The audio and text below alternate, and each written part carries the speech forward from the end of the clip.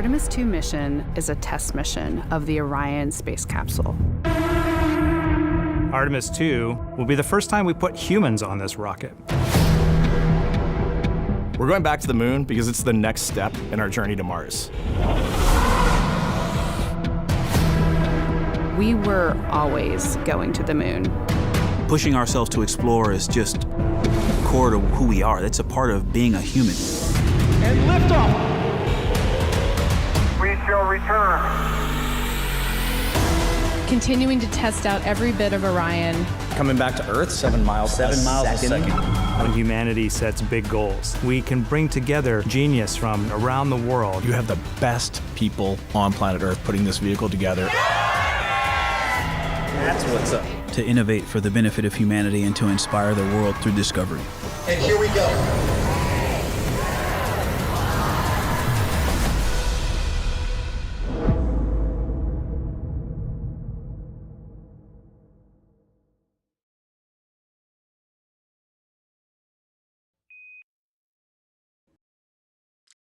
Hey everyone, welcome. I'm Andrew Fazakis, the Night Sky Guy. Welcome to my watch party that I'm co-hosting with Astronomers Without Borders. Thanks so much for joining. I'm so excited today. Of course, we are watching NASA's launch of Artemis II. It's a fantastically amazing moment in human history. And of course, we're also launching Global Astronomy Month this month of April, all month of April, throughout the month, 4 weeks of great programming related to astronomy and space. So do tune into that. And of course, we've got here the launch, and they're already well underway. There's 1 hour and 22 minutes, as you can see on the countdown clock. This is incredible, so cool. We are very, very close to returning to the moon. It's exciting. Let's tune in for a second. This is the official NASA feed that we've got. So thank you, Nicole. I hope you're holding up okay. Yeah, I'm loving it out here. It's been great. Let's learn a little bit more about Nicole. Her first mission to space was actually last March. She launched from here at Kennedy Space Center as pilot of NASA's SpaceX Crew 10 mission to the International Space Station. And what a beautiful So this is their official feed we're watching. It's really cool to see all the moments leading up to the launch. They've got a lot of recorded video they're also showing of the preparations that are involved in getting the Artemis SLS booster rocket ready, and of course the Orion capsule getting ready. The 4 crew members on board, getting them ready. This is a mission that's been in the works for many years, so it's really amazing to see. That's so great to just see how far you've come. Again, I think that speaks. So we are looking at, again, the NASA video from the Kennedy Space Center from Florida, on the coast of Florida. There is still an 80% chance that the weather will cooperate. We are just over 1 hour and 21 minutes to the launch. Really incredible stuff. So happy folks are joining in, seeing the feed. I hope you're enjoying it. If, of course, there's a break in my feed, just remember you can go onto YouTube or Facebook and just look up NASA live feed, and you'll be able to get it. There are already over 390,000 people watching the live feed. This one that you're watching from NASA. This is a significant milestone, and we may be putting the names of a few more astronauts in the history books today. The Artemis II crew is set to launch today. Will join a select list of humans. Well, they're giving some background information. And Artemis II, like missions before it, is a test mission. During ascent, the crew and the teams here in the room are prepared for a variety of scenarios. Some of these will be called directly by Capcom Stan Love during ascent, and some are a little more subtle. These calls can be split into 2 categories: alternate main engine cutoff or MECO targets, and aborts. First, there are 2 alternate MECO targets or AMTs. So what we're going to do is we're going to just mute that, and I'm going to bring on a special guest here for us. Let's see if I can bring our guest in. Da, da, da, da, da. Let's see, add to the right. Guest one, and we'll see if we can do this and bring in guest. Let's see, Valentine. Hello. Can you hear me? Oh, I can't hear you. Okay. Oh, your Hello. mic is off. Yes, yes, yes. Let's see. Hold on. There we go. We're gonna be able to see the feed, the live feed. Hi, Valentine. How are you? Hello. I am fine. From the other part of the globe. I'm in Yes. Romania. You are in Canada. Yeah, let me introduce you. Valentin Gregar is our national coordinator from Romania for Astronomers Without Borders that is co-hosting this event with me. And Valentin has been a torchbearer for amateur astronomy around the world, and in Romania particularly, doing so much work. He's on television, he does outreach, he is everywhere. I think you even have an asteroid named after you. So this fellow Valentin is really loves astronomy, the night sky, and space. So Valentin, thank you so much for joining me from Romania. It's wonderful to have you on our watch party, watching this historic event of seeing humans go out to the moon after over 5 decades. What are your thoughts, Valentin, on this historic moment? Yes, I started to looking the sky when I was very young, 43 years ago.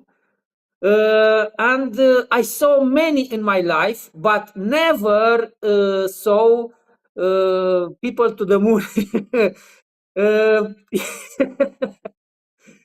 Yes, and this is a historical moment, yes, for all the world. And this is a feeling that we are very happy to use technology for the peace reasons.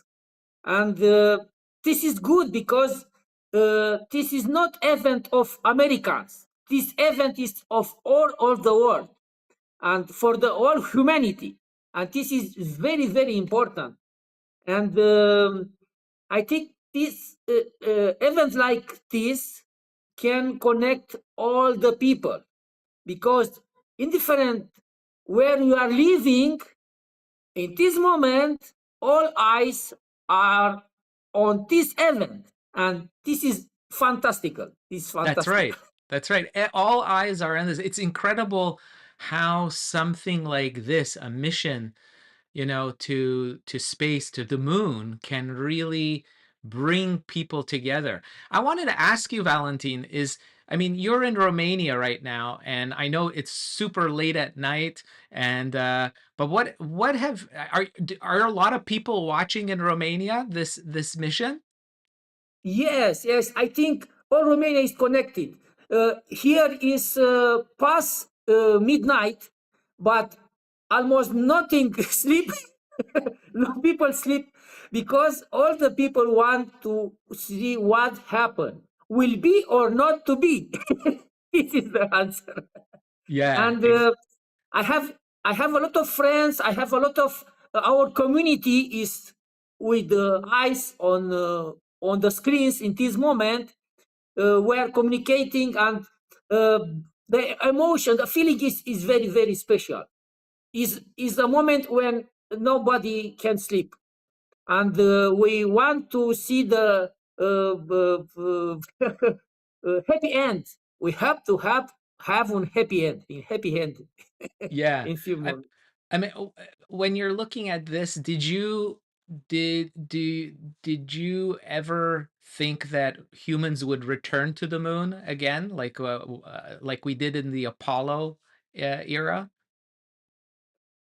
Yes, about Apollo missions, I only read in books, and now is special because I can see that this event can happen again.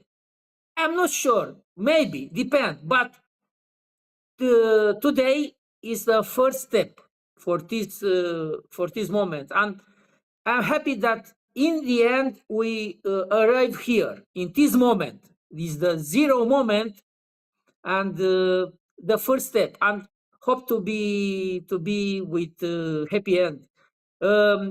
Yes, it's important to say for the humanity because it's not an usual event.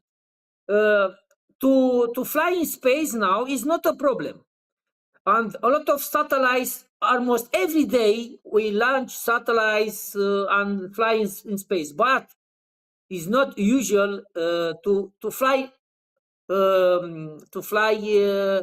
and go more than our orbit around the Earth. Is not unusual moment.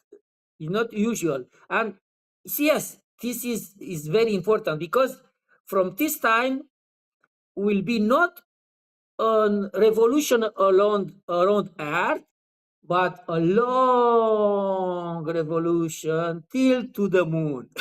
Very. That's a, I want I wanted to ask you as a an educator for especially young people. Um, you do a lot of programs where you introduce children to the sky, and I would presume that looking at the moon is a big part of that through telescopes and binoculars and what does that do you find young people are really excited to be able to see the moon through a telescope? What's your experience? Yes, first time when you speak to young people, especially young people, about the sky, we speak about the stars, about meteors, comets, nebula, constellation, but when to go outside, especially in towns, in cities, it's not possible to see, for example, Milky Way or other faint object. But the moon is the first attraction, and the moon is very photogenic because the moon image is fantastical. All the people, indifferent by the age, for example, when look in the telescope and look to the moon, exclamation is immediately wow, Yeah. because the moon is very exciting. The image is fantastical, and we can use the moon every time because in cities we have a lot of light pollution, but the moon is all the time is an attraction, and this is the first step for the people living in cities, in urban area, to look to the sky. This is the first object, moon, and the moon is fascinating, and yes, the moon is very important, and all the people can see the moon, indifferently where are living, and this is very important. And now they are looking to the moon with other eyes. Oh, some people go around the moon. Wow, incredible. Can we see by telescope? Unfortunately, no. Yeah, it's really amazing. I'm just watching the show. They're just now closing the hatch to the Yes. Orion capsule. They're just now doing that, working on closing it. So this is a big moment. We are just about 1 hour and 10 minutes for the first launch attempt for Artemis II. There they are. They've just closed it, and they're locking it up. So amazing. So the four crew members are inside there, waiting for that momentous moment to launch. Wow, that is exciting. Valentine, I wanted to ask you, what are you personally looking forward to in this mission? What part of the mission are you most excited for? Yes, like I suppose like all the people, we want to see what seen the people when arrive around the moon. We want to see what astronauts see. This is more exciting. Yeah, I mean, getting a close-up view of the moon is going to be so iconic. It's really going to be those moments when they capture the high resolution video, photographs. It's going to be incredible. Yes, yes. It will be a little distance, not too close, but enough distance to see the moon with other perspective, in other perspective. And Absolutely. also is important because our community, we in this moment in Romania are active, a large community who are waiting this moment. And after the launch, we make some calculations. We have a specialist in this aspect and make a calculation if we are able to see the rocket about Romania, traveling across Romania, and after the launch, the position will be a little good for Romania, will be only at 8 degrees above horizon, but we hope to see when will be clear sky. Unfortunately, part of Romania are cloudy, like here in Târgoviște, but we try to see the rocket, and also some moments will be after that, because not only for one time, but for sometimes we cross the Romania, and we are very interested to see the trajectory above Romania of this rocket. Absolutely. Yeah. And let me just put a little note here that I actually wrote a small blog post about being able to watch with small telescopes and potentially even maybe even binoculars, being able to see the Orion capsule while it's still orbiting the Earth, because there'll be 2 orbits of the Earth before they go off to the moon. And there are opportunities for backyard skywatchers to potentially see that Orion capsule in the first 2 days of the mission while it's in orbit around the Earth, and then again on its return. So people can check that out. I've got it on my Facebook page, links to that, if a miniature observing guide. And a big shout out to spaceweather.com, because that's where I saw it, and I think millions of other people saw that. Spaceweather.com had a really wonderful announcement about this opportunity, and it really made me think about it and get me excited. So let me just put that out there. And Valentin, before I let you go, because I know it's late and you've got other things going on, would you go on this rocket? Would you go to the moon? Or maybe not this mission, but in the future, would you ever consider going to the moon for a visit? Yes, I saw the program, because as you mentioned in the start, I have a TV show, and 2 years ago, my guest was our specialist Claudiu Tănăselia, and he's playing all the program, and the perspective is good. We hope to keep this this program, and yes, coming years became very interesting from this point of view. Very interesting. Well, you never know. I mean, if this takes off and the Artemis missions are successful, we'll see lunar bases on the moon, and it'll be really exciting seeing humanity's expansion. It would be interesting to see. So it's very, very interesting times we're living in. I want to thank you very much, Valentin, for coming on the show. So great to see you. As always, you do amazing work in astronomy outreach. Thank you so much, Valentin. Also, and thank you, and cross our fingers. yes, and it was very nice to share with you this special moment. And Artemis, go on. Yeah, let's go, Artemis. That's fantastic. Bye. All right. Thank you very much, Valentin. Take care. Clear skies. Bye. Clear skies. Bye. Bye-bye. Wow, that was great. That was really fantastic. So here we are. We've got watching the live feed. We're going to listen in for a few moments. This first day on orbit is actually really busy for them. They've got, 2 burns that they have to monitor. They've got to get the system set up, and they've got to get the cabin set up. So there's a lot going on in the next 24 hours for this crew. I think they've got a couple sections where they get to take a nap, but I don't think they get a full night's rest for quite some time. So, yeah, going through what's next. And so as we say that, I mean, imagine what it would be like to live in a spacecraft for 10 days. Let's take a look at what life will be like in Orion.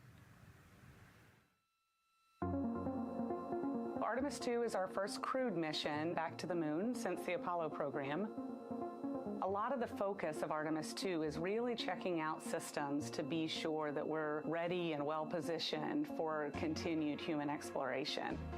My name is Susan Baggerman, and I'm the Chief Health and Performance Officer for the Orion program and the Artemis II mission. And this is 10 Days in Orion.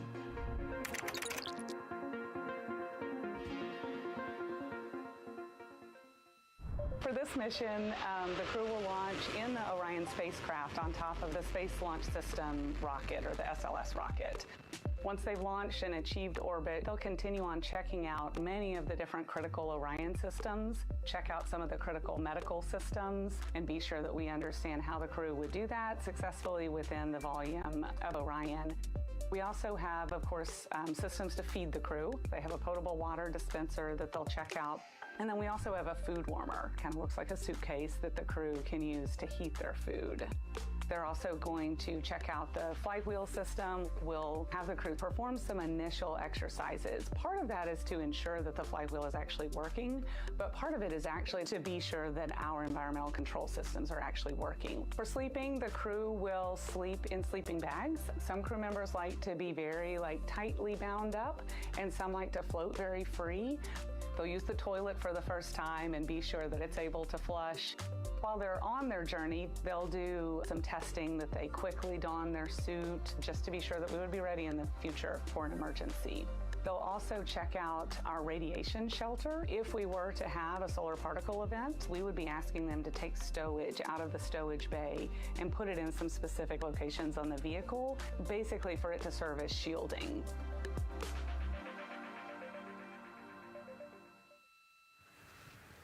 And so I want to talk a little bit more about what we just heard in that package. I am interested in the space food.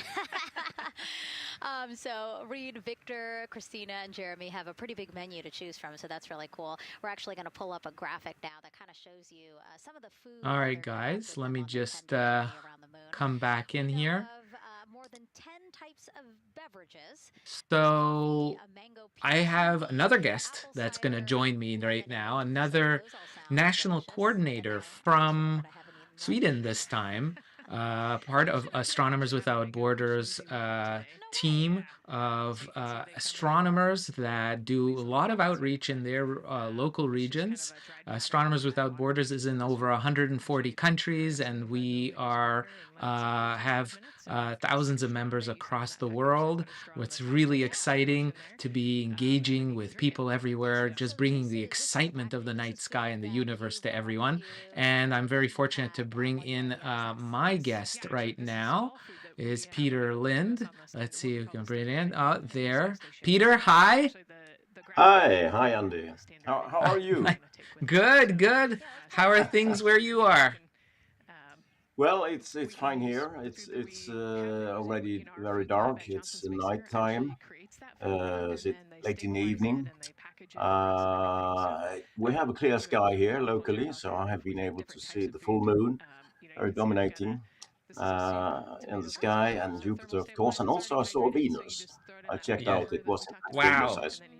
So it's absolutely clear sky. So it's a good beginning of this adventure, I suppose. Yes, and you are I know a very avid amateur astronomer, outreach person, and a professional astronomer as well. What are your thoughts about what's happening now? We're watching the Artemis mission, and about to potentially launch to the moon. I think actually it's long overdue. It should have been done already in the 80s or lately in the Absolutely. 90s. I mean, Yeah. if you understood what happened in the 60s, and I was then existing, I was young, but I You were really around. followed. Yeah, I was there, and following the Mercury and Gemini, and then the Apollo and all that fantastic stuff. At that time, I think many people thought that it would continue develop in a very rapid way, and we could have been on Mars already in 1980s. Some people thought, but all those things stopped or declined, so the space race more or less stopped. You know, that's really But interesting. Yeah, that's interesting you bring up that it stopped, because we thought, I remember the idea was that, okay, we've got Apollo, we know how to go to the moon, and now the next destination is going to be the red planet, Mars. And for some reason, we got diverted from going to Mars to developing the space shuttle, building the space station, staying basically in low Earth orbit, right? We never went to do the next step.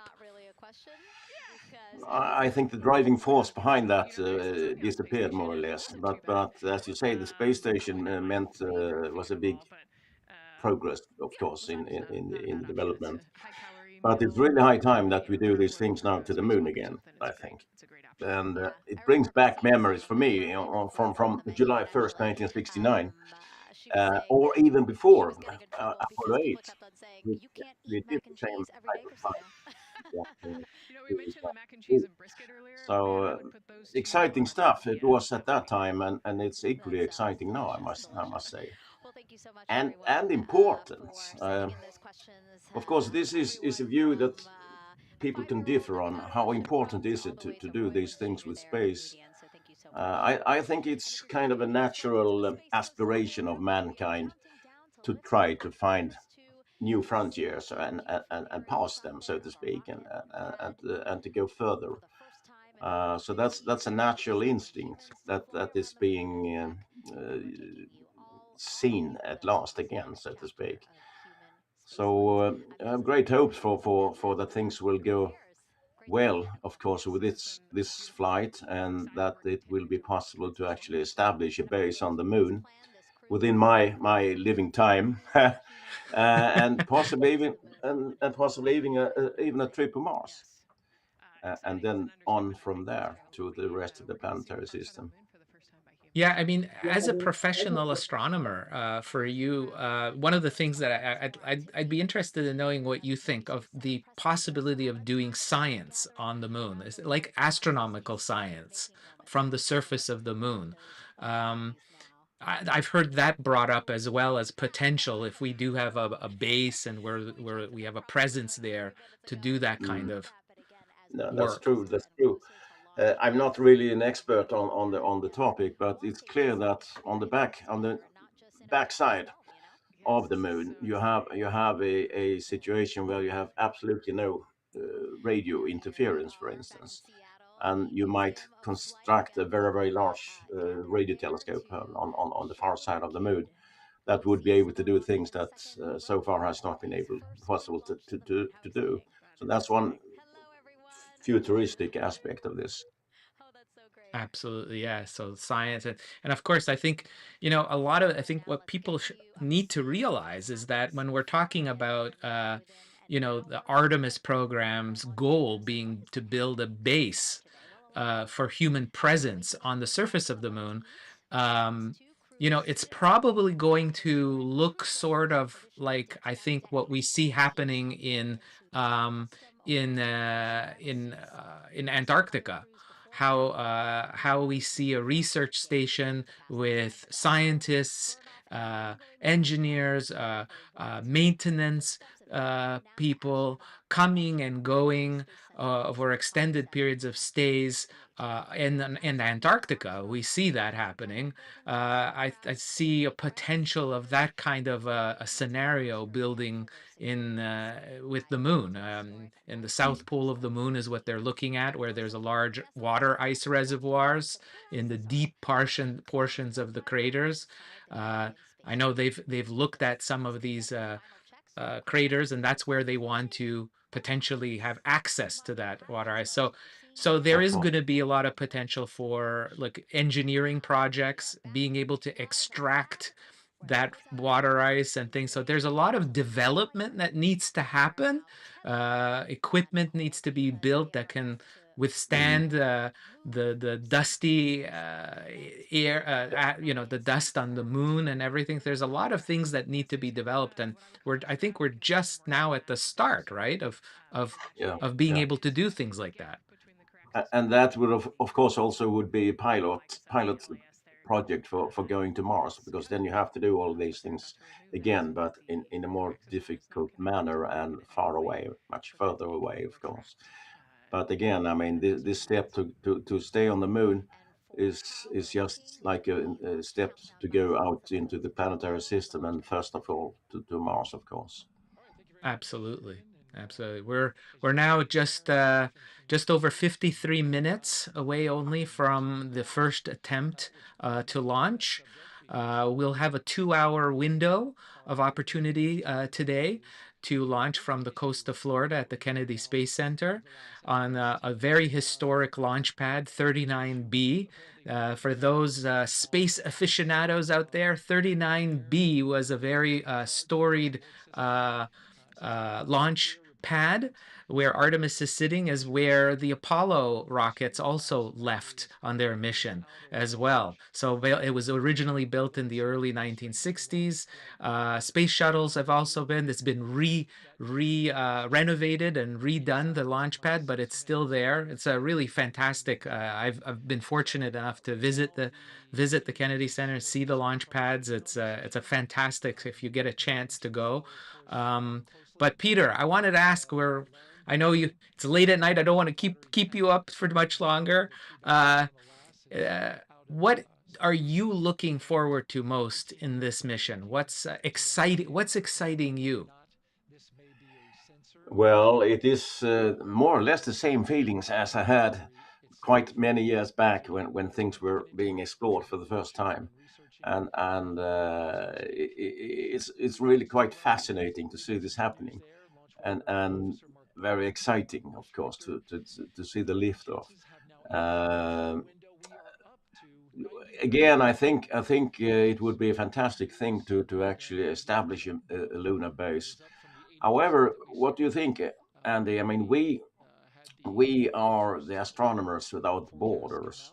Will the moon base be without borders? How international will it in fact be? I mean, that's a good question. Are we talking about competitive projects from other parts of the world? So I know this is to some extent international. ESA is participating, of course, but it's not truly global.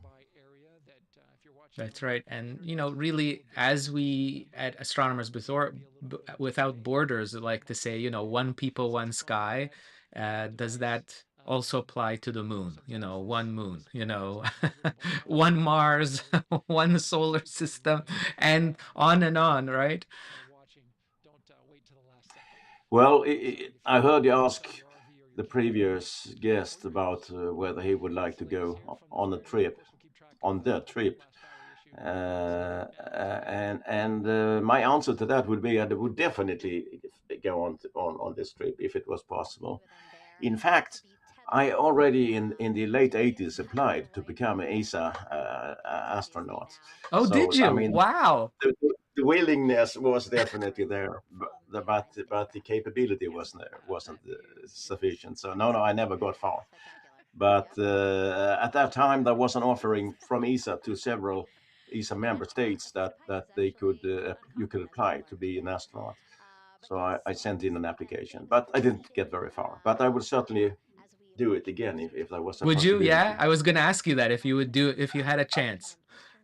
Yeah, well, it's a bit late for me perhaps, but definitely, yes. Yeah, well, perhaps as a tourist one day, right? You never know. You never know. Well, Peter, thank you so much for joining us. And thank you Okay. very much from Astronomers Without Borders for all the outreach work that you do, the participation and the passion that you bring, for all the amazing work that you do, bringing astronomy to everyone in your region of the world in Sweden. Thank you so much for joining us on today's broadcast. Okay, thank you very much, Andy, and all the same to you. I mean, you are doing the most valuable work here. But Thank you very yes. much. It's a joy. Thank you. Meeting folks like you, it's Bye-bye. always fun. It's awesome. Thank you so much, Peter. Clear skies. Okay. Yes, indeed. Thank you. That was fantastic. That was Peter Lind from Sweden, who's our national coordinator in Sweden for Astronomers Without Borders. Fantastic fellow, does so much for astronomy in his region of the world. Fantastic. Here we are. We're watching the live broadcast of the launch of Artemis II. Let me just take a break for a second. I'll be back. There they are. They are suited up. They are getting ready to go through their checklist of all things necessary to get ready for the moment of launch, which is only 48 minutes, 30 seconds away. Can't believe it, guys. We're getting close. Is this actually going to happen today? Gee, I hope so. We're getting close. It's a new era of pioneers, star sailors, thinkers, and adventurers. Go. Prop. Go. CD8. Go. Fido. Go. All right, folks. Go for launch. Our destiny is always to go and see what's further and what's next. Fido. I'm going to make the flight happen.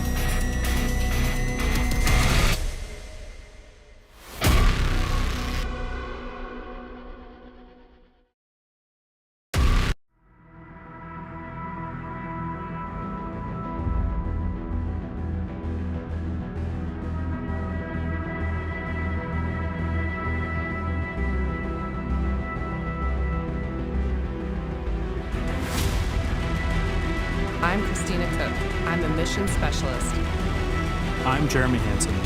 I'm a mission specialist. I'm Victor Glover. I'm the pilot. I'm Reed Wiseman. I'm the commander for the Artemis II mission to the moon. To the moon. To the moon. To the moon.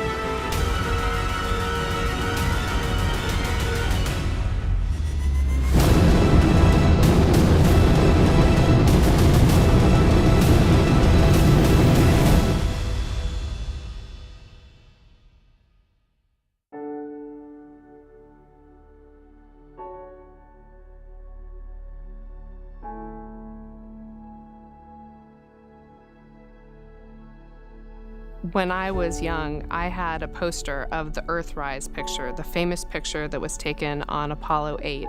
And the fact that it was a human behind the lens that made that picture so profound and changed how we all thought of our own home was so amazing to me. The moon is not just a symbol of thinking about our place in the universe. It's not just a symbol of exploration. It's actually a beacon for science. It's a beacon for understanding where we came from. You know, pushing ourselves to explore is just core to who we are. That's a part of being a human. That's our nature. We go out there and we explore to learn about where we are, why we are, understanding the big questions about our place in the universe. The exploration we're doing is the first few steps on the path of getting humans to Mars. The Artemis campaign of missions have set such an ambitious goal for humanity that it's inspiring contributions from around the globe. Not just one nation is inspired and moved by this, but nations from around the globe are coming together. When I look at the Artemis II crew with Victor, Christina, and Jeremy, they want to go do this mission. They are keenly driven. They are humble to a fault. It is so cool to be around them. Artemis II is a huge mission, but I hope we will look back and realize that this was one tiny step in humans on Mars and a sustained presence on our moon. Four-stage engine start.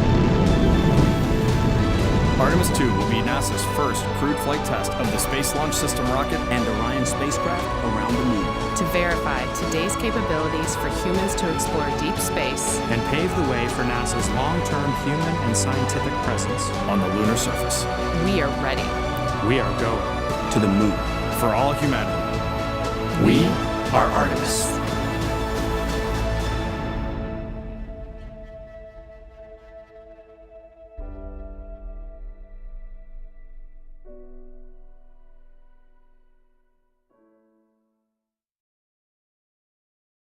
And mountain biking. He has a wife and 3 children. And he's the one that you see bottom left-hand corner of your screen. I know, I'm trying to see what he's doing there. Christina's looking too. And so there is your Artemis II crew inside the Orion spacecraft. And this is actually the 7th time NASA astronauts will launch on a new NASA spacecraft designed for crew. And if you're wondering about the first 6 crewed test flights, here they are.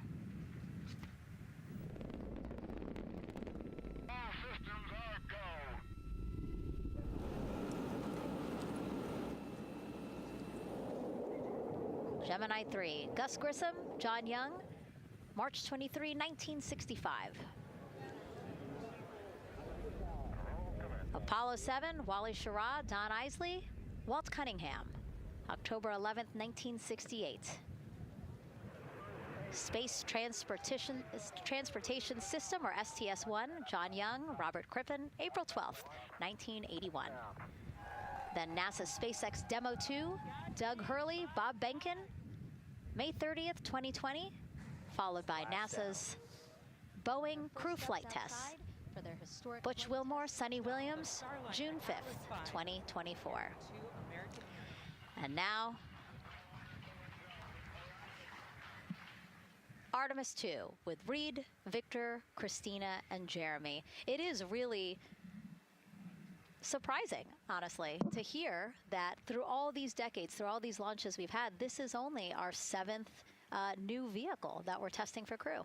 Yeah, you know, we have so many different missions that we think about and we talk about, but really 7 vehicles that we've tested and that we're flying.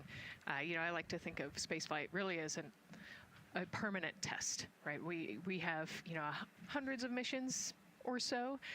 You know, an airplane that gets tested and then flown has thousands of data points. And so really spaceflight is always going to be in the test field. And I think it's important to remember that, especially as we put humans on rockets that we never have before, or for the 7th time we start a new vehicle and a new mission.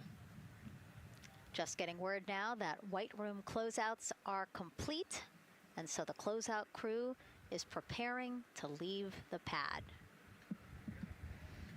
It's exciting stuff. We are making good time, and the closeout crew is doing really well.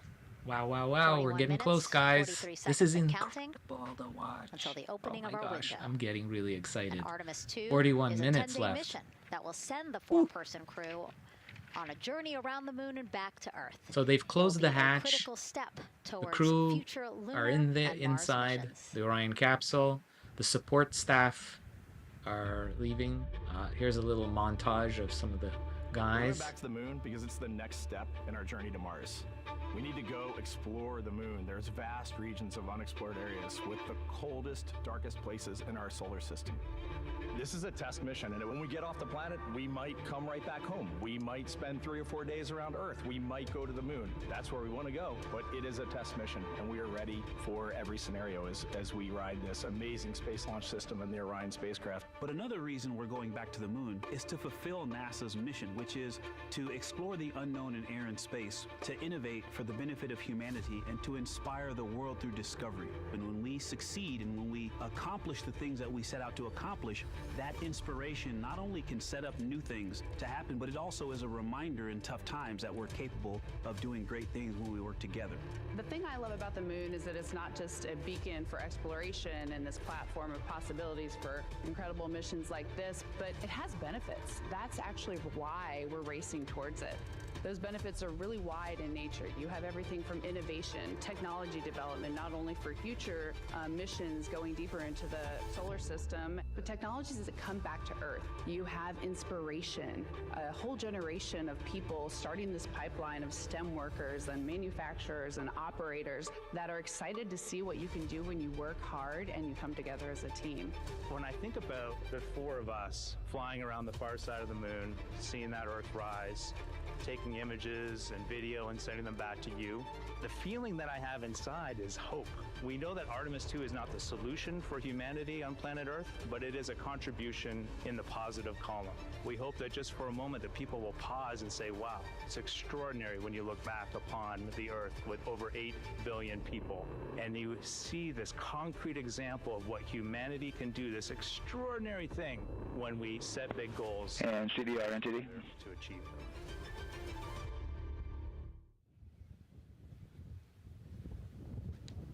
And so Mission Control Houston will control the flight of Orion after a liftoff here at Kennedy Space Center. Here's Gary Jordan, who's embedded with that team. Gary, you might have to pause because we did just hear a call out to the commander in Orion. Will do, Megan. I think that was Commander Reed Wiseman responding to prepare for some of the next steps. We are now holding at the T-minus 10-minute hold. Expected a 30-minute hold. So we are well on the countdown. We are well on the timeline to meet this L-minus time and launch towards the beginning of the window, but continuing to track progress along the way. Again, I'm here with the Artemis II flight control teams in Mission Control Houston. The team in the room behind me has been monitoring the countdown and verifying their own mission-specific launch criteria of the Space Launch System, the Orion spacecraft integrity, and its crew. During the final poll before launch, if all looks good from each of the flight controllers in this room, Flight Director Judd Freeling will report a go for launch from Houston Flight. Upon liftoff, teams here take control of the mission and communicate with the crew while they fly on the Space Launch System. This phase of flight is highly dynamic, and each console position has a dedicated and important role of looking after critical systems. You'll hear calls from Capcom and NASA astronaut Stan Love in this room to the Artemis II crew as milestones are reached during the more than 8 minutes of powered flight on the core stage. Liftoff and ascent are just the beginning. This room will be staffed around the clock over the next 10 days to oversee every moment of the mission through splashdown. Here from the Johnson Space Center, we'll be streaming the mission live 24/7 so anyone can follow the crew's journey, take peeks inside the spacecraft, and share the experience of a lunar flyby with astronauts looking down at the moon's surface. Teams here have been rehearsing tirelessly in simulations to throw every conceivable and inconceivable scenario their way. We are ready and eager to begin the Artemis II mission. Still milestones to come as we continue the countdown, but we'll be right back with you during the ascent phase of today's flight. With that, Megan, I will send it back over to you at the Space Coast. Thanks so much, Gary. Under 37 minutes until the opening of our 2-hour launch window, 6:24 p.m. Eastern. I've never been more excited for a time. But why don't we send it back over to Megan Carter with the Moon Board to learn more about what happens after ascent. Absolutely. I am definitely also getting excited. Things feel like they're starting to pick up a little pace here.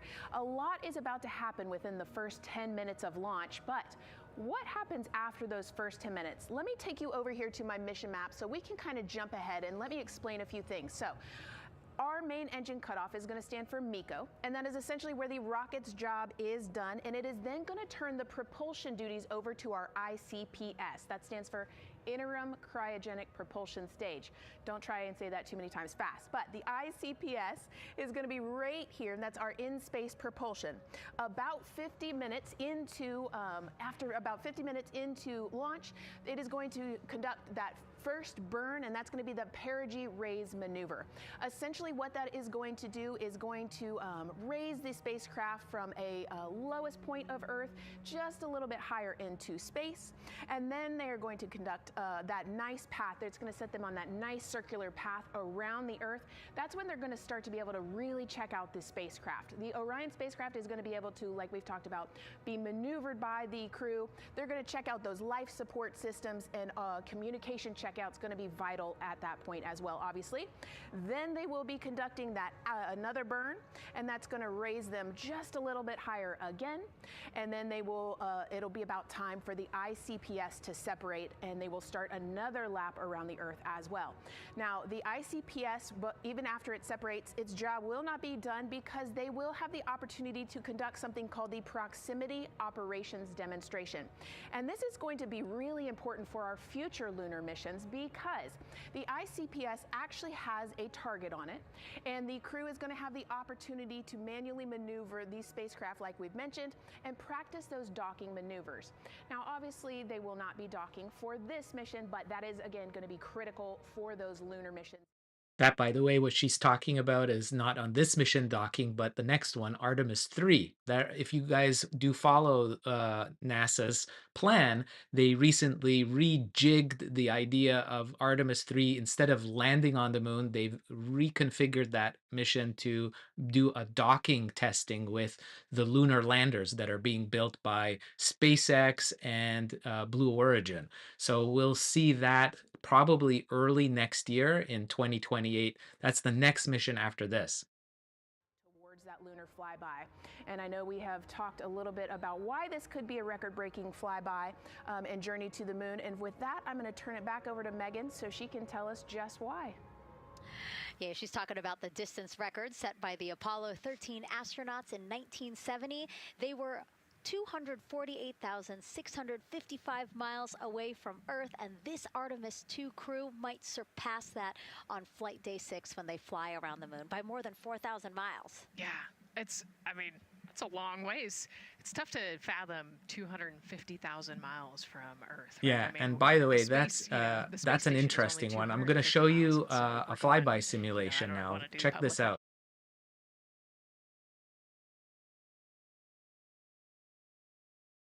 Of what the astronauts may see when they are on the far side of the moon. As you can see, the far side is illuminated. It's not, doesn't mean that it's dark. It just means that from our point of view, we can't see that lit up, that part of the moon.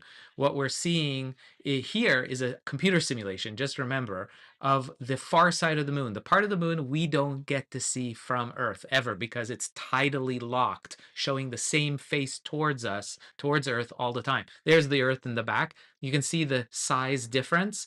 This is kind of what they'll see, and then they swing around and come back to Earth.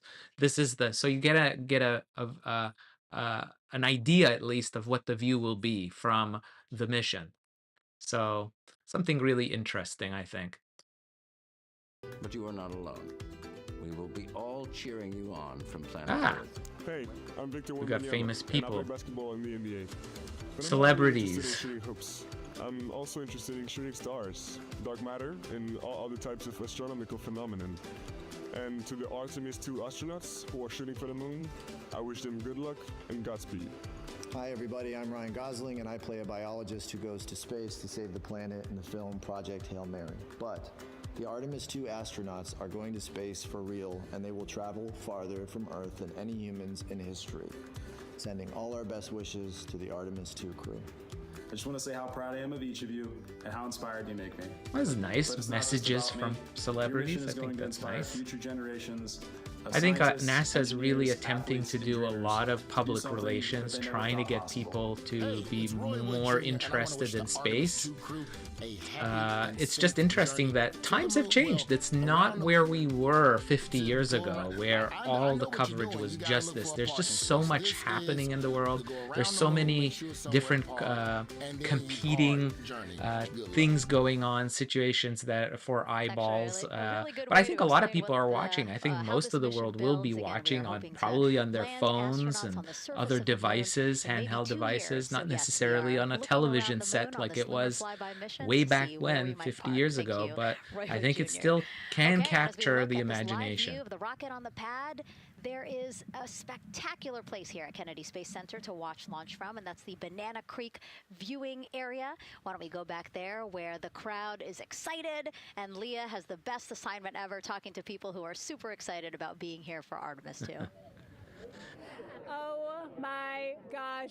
But what would be really interesting, I think, is really being able to get high definition views, right? I mean, that would be, I think, the most interesting thing is for us to be able to use our current technologies, even sort of, virtual reality, things like that. I don't think they have the bandwidth right now to do that, but in upcoming missions, we'll probably see a more expansion of that technology, HD, 4K, 8K resolution imagery, videos will probably come at one point where you would maybe able to put on some VR glasses and be able to be immersed in a lunar environment. That's the kind of stuff I would love to be able to see.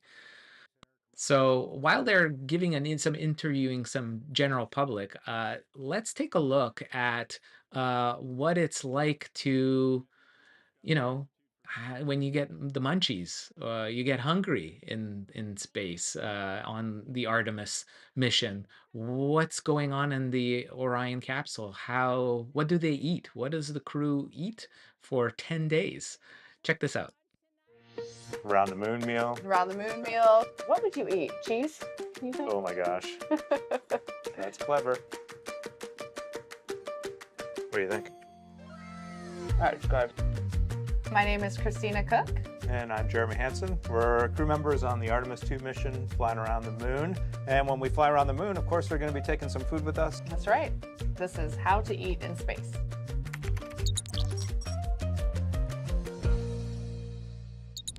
Here we are in what we call our food lab at NASA Johnson Space Center. We come in here quite often to sample space food. The neat thing about the food selection is it is so diverse.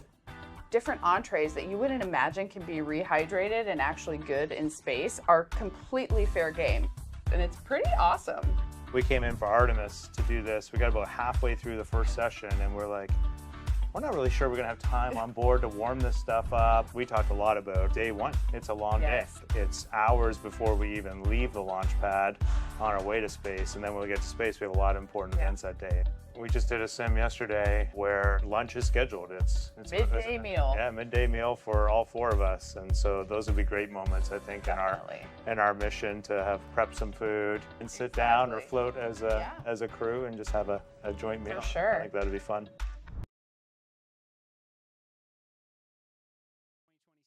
We've got the NASA administrator talking. Let's tune in. This might be interesting. The moon base, right? And that is going to be filled with science discovery. This is the new NASA administrator, Jared Isaacman. He's gone up on to space himself before. So honestly, history-making years ahead of us, with Artemis 3 and 4. But first is Artemis 2. What will be our single greatest takeaway from this mission? Well, I'll tell you, I mean, after ignition, to me, the moment that I'm going to be most excited for is splashdown. And there's no question about that. Good shoots coming down off the West Coast. But look, I think the takeaway from this is gaining extreme comfort in the Orion spacecraft, right? I mean, this is very different than what we've done for more than a half century, right? I mean, the velocities that spacecraft is going to re-enter at, it's going to be new territory for us. We want to get our arms around that completely. So I would say the performance of SLS plus Orion is everything on this one. We want to make sure we do it in as a safe way as we possibly can, understanding what we are undertaking right here, bring our crew back, learn as much as we can from the vehicle, set up for Artemis 3 in 2027. Right, and Administrator, we've actually had a pretty young audience today here, some kids running around the balcony. How do you hope Artemis 2 inspires that next generation? I talk about this all the time. One of our overarching KPIs that we should always be tracking is the number of people living and working in space. Well, what's another strong number 2 on that one? It's the number of kids that are dressing up as astronauts for Halloween so that they grow up, that they're inspired to want to join in this grand endeavor, whether they come work with us here at NASA or they join in industry, but they're helping humankind venture out farther, pursue all the secrets of the universe. Yeah, I think we'll see a lot of kids dressed as astronauts this year. And finally, Jared, you've really made it a personal mission to get to know the people behind the work at NASA. Do you have any final thoughts, any final words before today's history-making launch. Yeah, well, one, I want to express a lot of appreciation. I'll tell you what, the 4 astronauts on top of Artemis II know this. It takes an army to pull a mission together like this, right? Across all 10 of our centers, all of our commercial partners, the international partners that come together to make this possible. My sincere appreciation for everyone who is currently working the mission right now, so getting them ready for launch, that will be watching over them in mission control, recovering this crew when they splash down off the West Coast. I have complete trust and confidence in your abilities. And everybody else who's not directly working on Artemis II, Artemis 3 is coming up next year. When this mobile launcher gets back in the VAB, we're going to start stacking. Wow, plenty of excitement ahead of us. Jared Isaacman, thank you so much for being here. Thank you. Thanks for being here. Of course. All right. And with that, let's get back to the countdown with NASA's Megan Cruz. Under 25 minutes and counting from the opening of our 2-hour launch window. And take a look at all these people behind us. I literally, every moment I turn around and I see the clock, I am like, oh, wow. Oh, wow. There are more people and less time. Yes, exactly, which is a great problem to have. Yes. All right, guys. Let's take a break here from the NASA feed for a second. And I just want to bring in another special guest from Astronomers Without Borders National Coordinator Network, another big outreach person and really super active individual who's based in Brazil, South America, and just a fantastic individual. It's Marcelo Souza. Do you hear me, Marcelo? Yes, I can hear you. Yay! Thank you very much for the invitation. It's nice to be here with you, Andrew.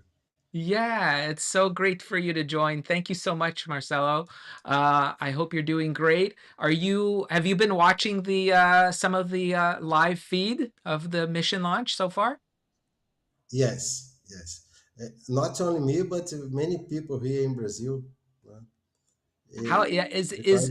Is there a lot of coverage? Are you hearing a lot in Brazil of this mission of humans going to the moon?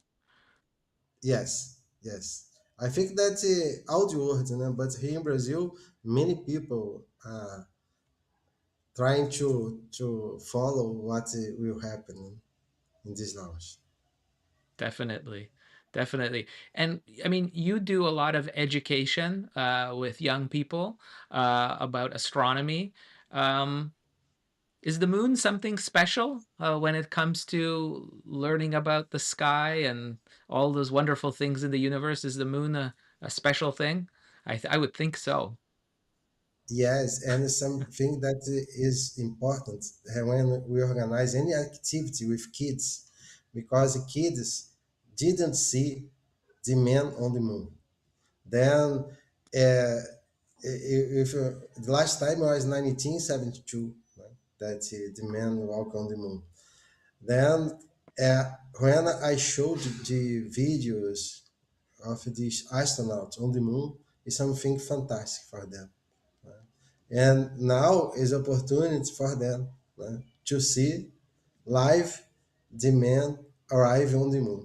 I hope after this first launch, we have the new one that will allow the astronauts to touch on the Mars surface.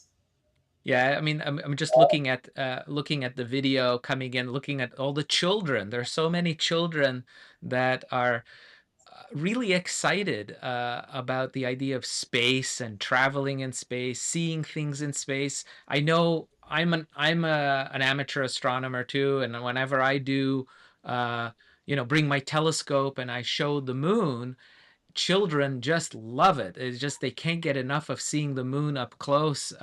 Why do you think that is? Why are children so drawn to looking at the moon and wanting to see it up close?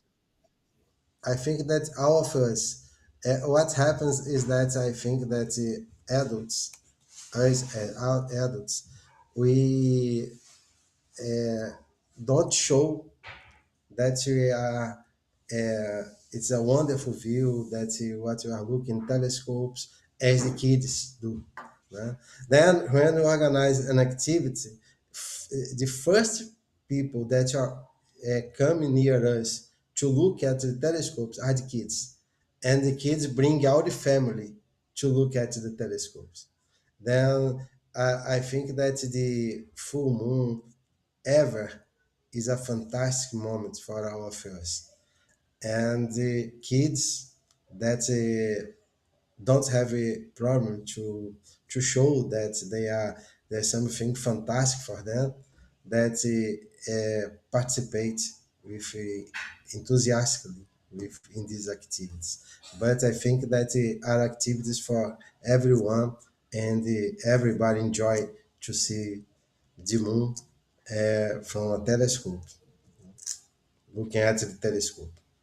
Yeah, and I wanted to ask you about that because I think people are watching. Maybe many of them have never used the telescope before. Um, what can you see through a telescope about the moon? What would you think as a person who knows about telescopes and what the views are? What do you think would be what are some of the cool things that you could see through a telescope about on the moon?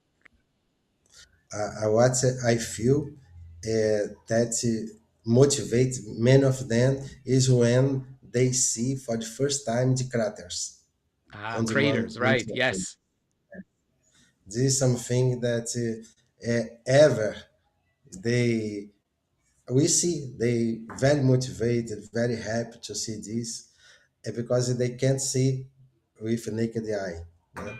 It's something that only with the telescope is possible to see, and it's something that they nowadays they can see the images in internet, in books, but to see live from a telescope the craters on the moon is something fantastic for them. This is a fantastic experience ever. Yes. Yes, I can imagine. Yeah. I know. I mean, the craters are just incredible. And I think what's really neat is that, of course, what we're looking at, while we were looking at watching the rocket, we're 18 minutes from launch. We're getting super close now. Wow. With a telescope, I mean, I know you can't see the the spacecrafts on the surface of the moon, right? A lot of people ask me, I said, can I see where the Apollo landing sites are? Yeah. But the truth is, I think you can't even see that with even the largest of telescopes, right? From Earth. You cannot. Yeah. They ask for me the same. They want to see the United States flag. They want to The say flag. to Wow, see that's the yes. Can I see the United States flag? I said, unfortunately, you can't see, but you can be sure that they were there. Now, the moon, the astronauts were on the moon. Many people ask this until today. uh, but and this is a special moment now because it's a return.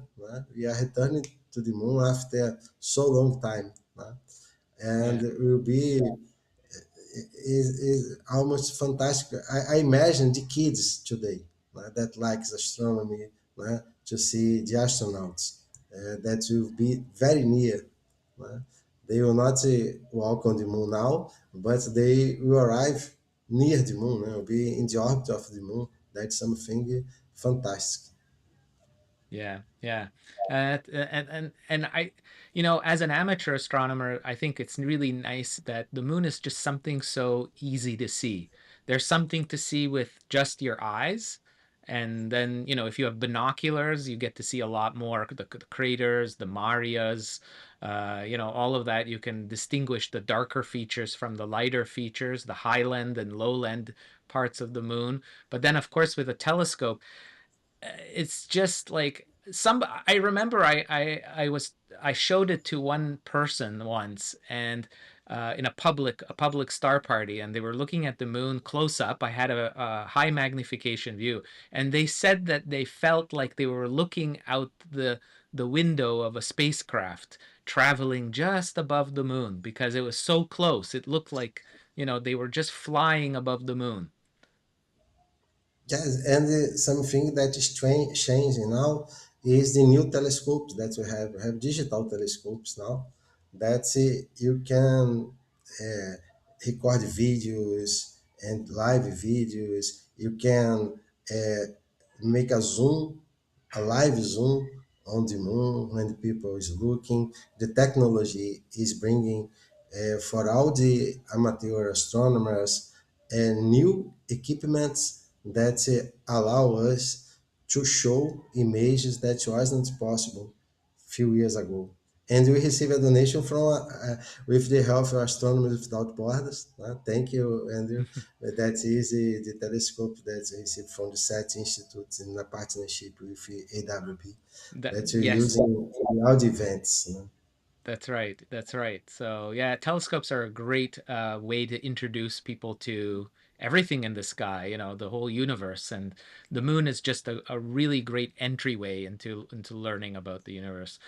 So before I let you go, Marcelo, because we're heading very close to launch, I wanted to ask you, what part of the mission are you most looking forward to of Artemis? Once this launches, hopefully we launch now soon. What part of the mission do you think is going to be the most exciting to see? When the astronauts will be orbiting the moon. That I think that will be the most fantastic moment. You imagine the astronauts looking to the moon very near, and orbiting the moon. That's something fantastic. That I'm waiting to see. That is will be a very special moment for all Yeah. the mankind. Yeah.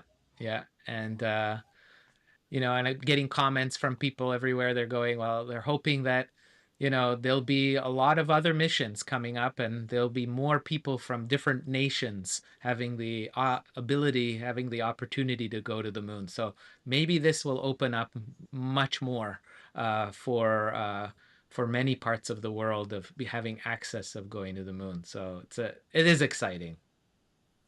Thank you very much, Andrew. Congratulations. That is a fantastic transmission that you are doing. Yeah, and it's great. And what makes it great is people like you who come in who are passionate about space and this astronomy and exploring the universe. That's what we're all about is celebrating the universe today. And what better way? It's start the kickoff of Global Astronomy Month and hopefully the launch of Artemis II, of our brand new mission to the moon. So Marcelo, yeah, let's hope it works. Take care and all the best. Clear skies. For you too. Bye. Bye-bye.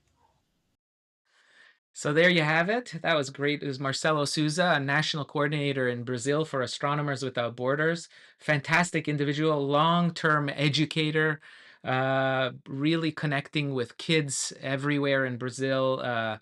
He's a leader amongst the outreach there.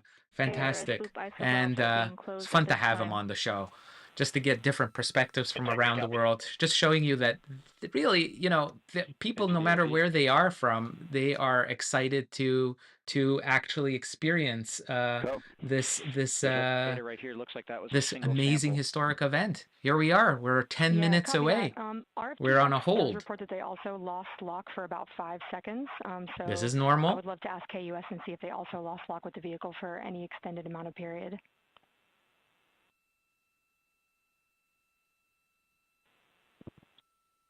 And COSE, while we're doing that, these are 1/10 hertz measurements, correct? So we would have had to lose it for over 10 seconds to get a second sample? Yes, sir, that's correct. It is 1/10 hertz. Yeah, so from our perspective, the allowance is effectively up to 30 seconds, up to 3 samples based on the 1/10 hertz. So they've got a hold on LCC the violation, countdown clock, totally normal. We can expect that to happen. It's possible that we'll see it happen more, but let's tune in and let's see where this goes. But it sounds like they have a loss of lock as well. About 2 seconds. Okay. And I guess for both KUS and COSE, do we have lock now? That's affirmed. We do have lock for COSE.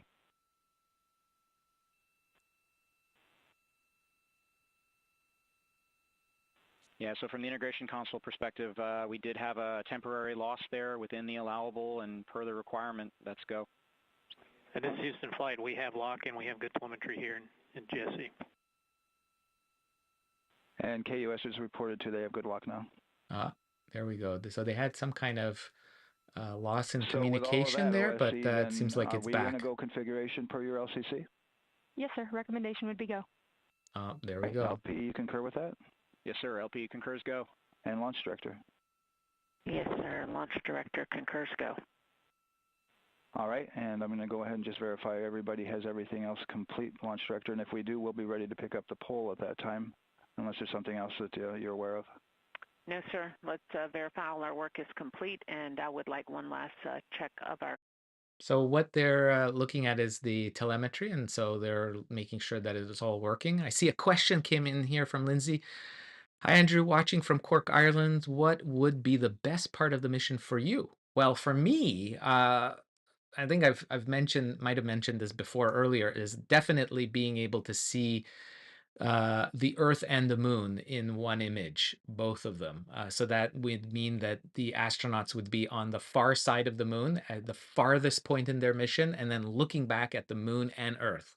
I think that would be like an amazing view. And of course, with our amazing high resolution cameras we have, that they have too on board, we should get some really iconic footage from the far side of the Moon. That would take about, I think, day 5 of the mission. So that would mean like April 6th, 7th is when we would, I think April 6th is when we would see that probably.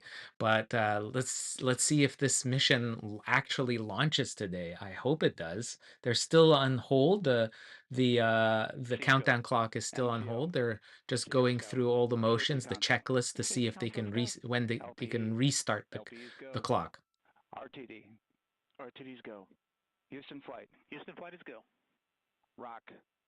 Rock is go. And CDR.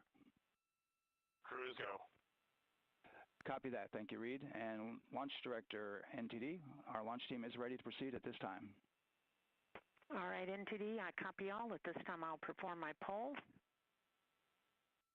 Attention on the net. This is the launch director performing the final poll for launch, verifying no constraints, and go for launch. EGS, Program Chief Engineer. Artemis Chief Engineers are go. Copy, thank you. EGS, Chief Safety Officer. The Artemis CSOs are go. Copy, thank you. Range weather. Launch weather is go. Thank you, LWO. Yes, Artemis, that's good news. Chair. MMDs go. Thank you, John. And Integrity Launch Director.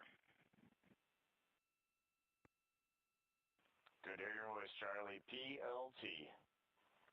Thank you, Charlie. This is Victor. We are going for our families. MS1. This is Christina. We are going for our teammates. MS2. This is Jeremy. We are going for all humanity. All right, Charlie, your Artemis II crew is go for launch. Full send. I copy that. Reed, Victor, Christina, and Jeremy. On this historic mission, you take with you the heart of this Artemis team, the daring spirit of the American people and our partners across the globe, and the hopes and dreams of a new generation. Good luck. Godspeed, Artemis II. Let's go. Sounds like they're getting ready. And NTD Launch Director. Go ahead, launch director. Yes, sir. You have a go to proceed with countdown. Whoa, that's Copy good that. I'll put news. it in work. That's good news, folks. CDR, It's NTD. getting really exciting. Your risers and initiate short purge per your EPROC 10.1.1, steps 8 and 9. 10.1.1, 8 and 9 going to work. Copy. CVSE NTD, start and verify recordings of our Orion cameras. Copy. Okay. Well, there you heard it. RSR NTD. RSR. They're getting ready to start terminal count. AR rotation enable at this time, please. It's currently at T-minus 10 minutes. Once we wrap up this last bit of work. SNA arm rotation enabled complete. We're going to start that clock. Copy that. Thank you. Integrity crew, close and lock visors.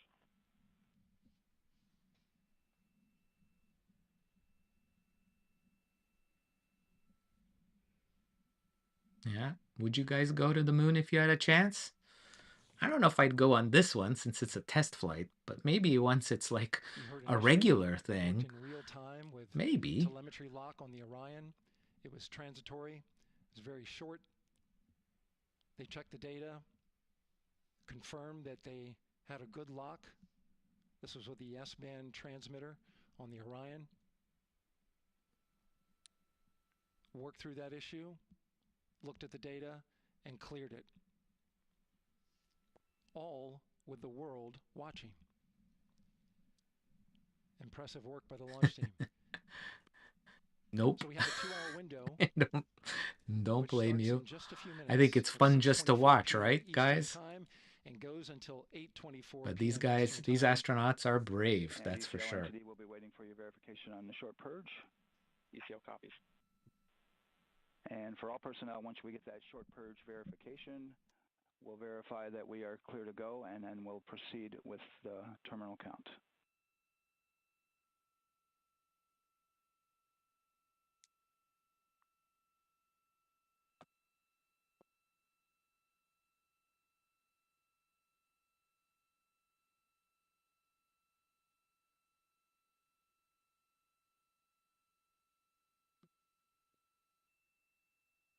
We're still on hold. ECL time estimate?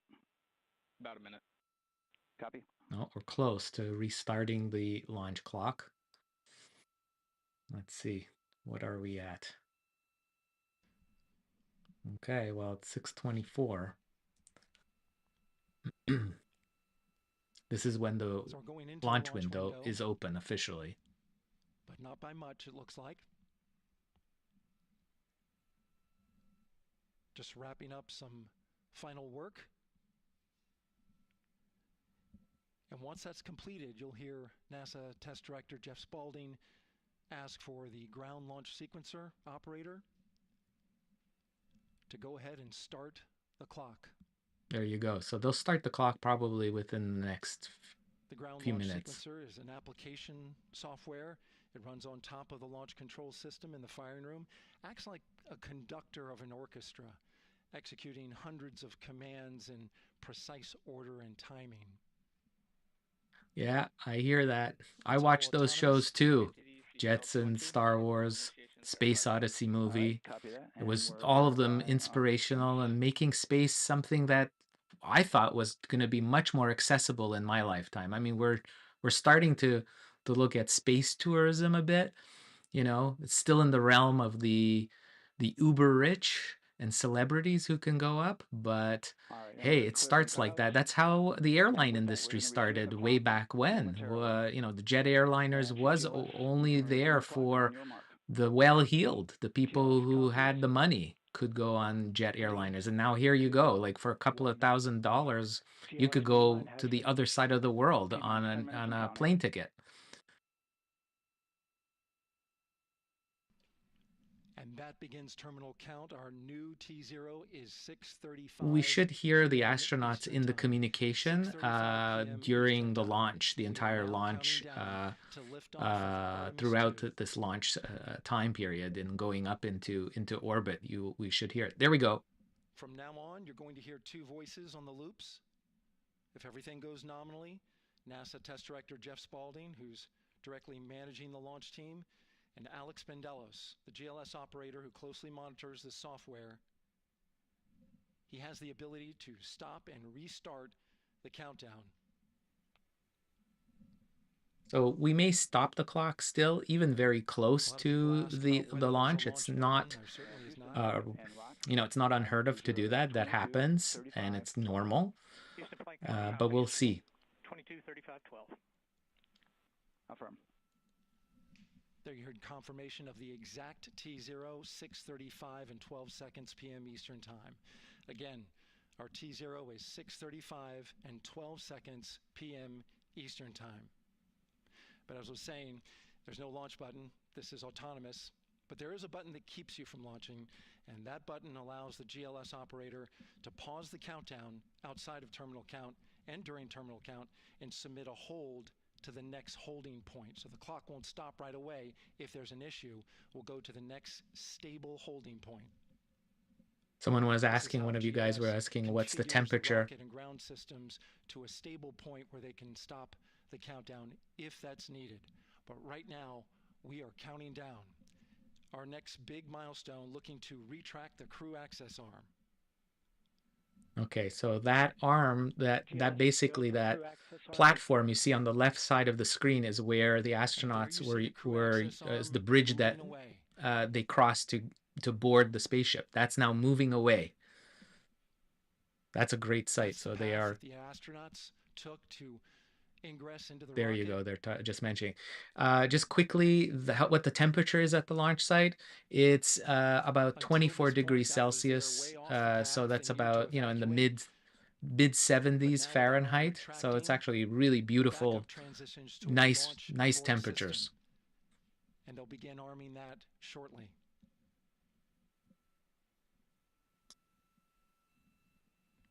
Of course, the launch abort system. Great shot there of the crew access arm retracting away.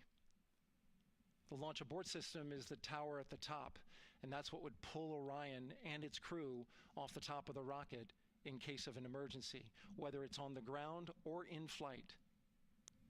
This is critical safety hardware that protects the lives of the astronauts.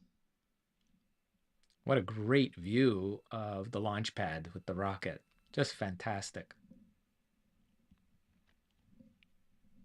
Starting at T-minus 6 minutes, the GLS will start bringing that and other high-energy systems online, starting with core stage pressurization.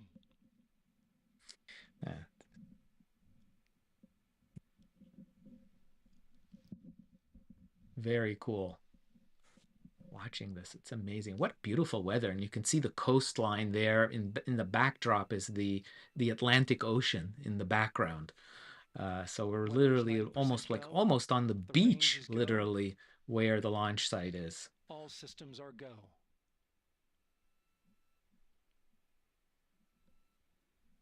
Wow, so many people in the stands. What a great view they probably have of the launch, for sure.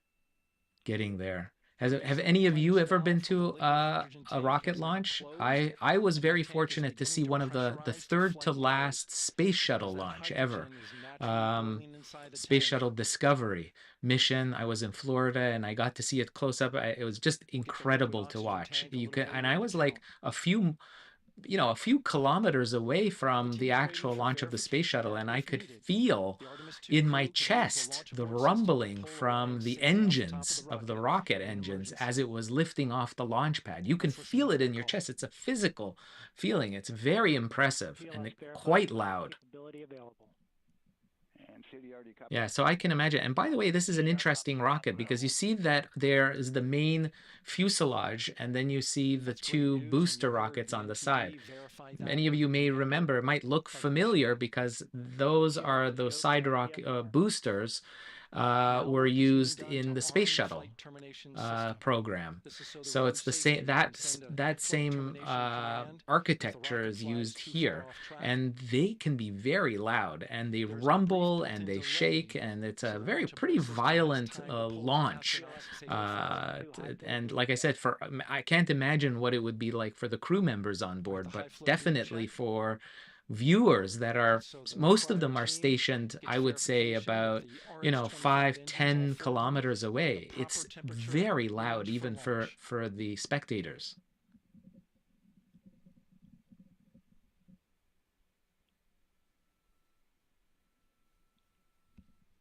Absolutely. Thanks for that tip, guys.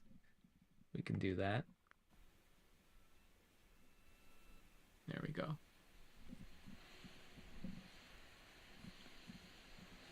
GLS is go for core stage APU start.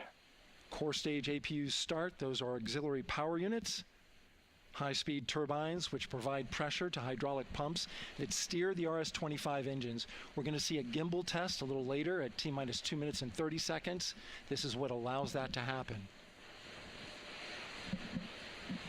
Wow. A lot of these systems that are on board are totally Coming up in about automated. 20 seconds, we're listening for go for purge sequence 4.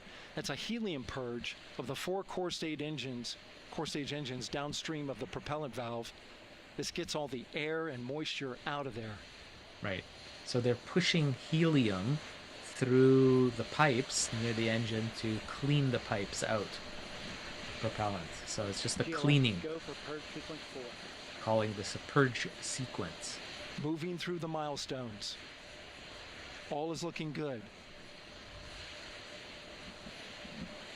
Yeah, seeing a launch like this, Coming there's up nothing in like just a it. few seconds, we're going to get that thrust incredible. vector control actuator test. This is a gimbaling of the engines.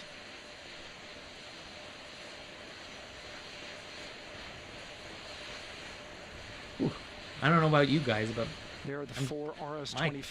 My hands are getting 3 of clammy. them. I'm getting Shuttle really Heritage, excited. One of them built from The shuttle tension is parts. building. And there you see them moving. Okay, they're looking. Those are the engine nozzles. Look, you can see them moving. They can position them so that they can navigate. That's how they navigate. They can Now we're gonna actually start position the moving the nozzles power of how from they're both going to the upper burn stage and what and the lower direction. stage of the rocket to internal, taking ground power away and now going to battery power. Okay. GLS is go for upper stage. So they're using onboard batteries of the booster rocket now. Our So power it's is kind of removed from the independent rocket's power upper now. stage. It's kind of like unplugging your The phone ICPS, and it's been from the switched to charger. battery. Same milestone for the lower core stage coming up at T-minus 1 minute and 30 seconds. Right now, the 4-person Artemis II crew is 248,000 miles away from the moon. And if all goes well, they will fly by it in 6 days. Oh my goodness. This is real, folks. GLS is go for core stage to internal Can't believe power. we finally made it this far. All right, there's the rocket's core stage, which houses 3 flight computers, is now on its own power. Here we are. It's incredible. What is it? There's no more hold 6:34 time p.m. because there's Eastern no more time. margin on these batteries. So we would have to recycle back to T-minus 10 to recharge if we had a hold. Okay.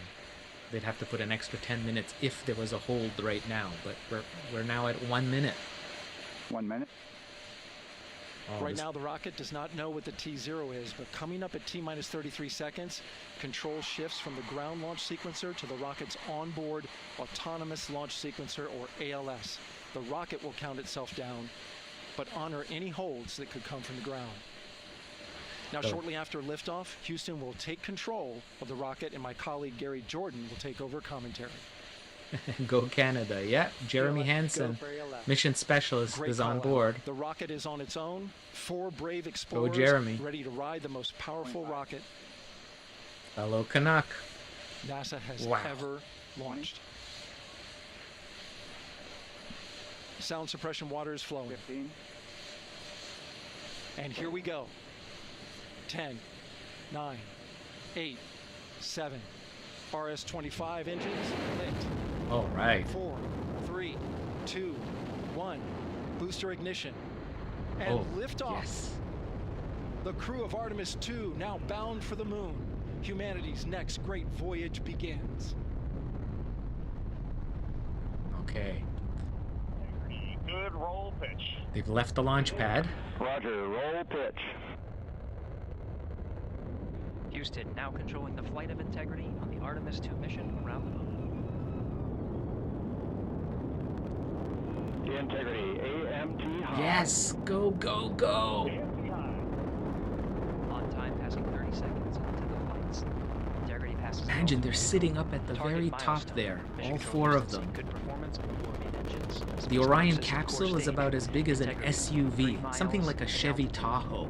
Imagine that. Traveling And more than inside, 1,200 they have miles about as much space as a large walk-in closet that you may have in a home.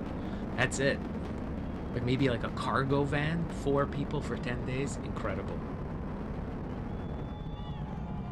Oh, you can hear the crowd, the viewing crowd cheering. Wow, look at that. Mission elapsed time, passing 1 minute, approaching max Q. On, pumps fully on. This is where it gets the most pressure on it as the speeds are increasing. navigation. Signal transfer confirmed as Integrity and its crew go supersonic. Approaching 90 seconds into the Artemis II mission. Integrity is 14 miles in altitude, 8 miles downrange, traveling more than 2,600 miles per hour. So it's 14 miles high in the atmosphere. Space actually starts at about 100 kilometers, approximately, in altitude. At that point, they reach space. So we'll see. Booster rockets should be coming off Standing soon. by for main engine throttle down to 85%, ahead of solid rocket booster separation, expected at the 2-minute 9-second mark. There you go. That's when the booster rockets, those side rockets, will come off. Throttle down.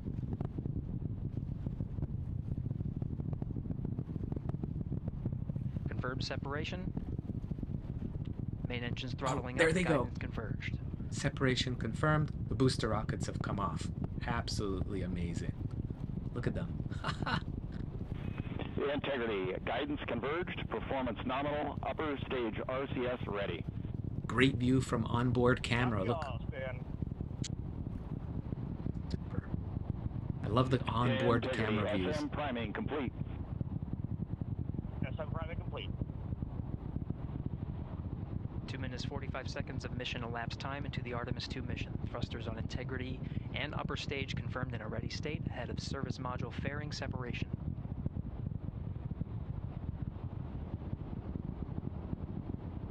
Minutes into the flight. Integrity 49 miles in altitude, 78 miles downrange, now passing 5,000 miles per hour.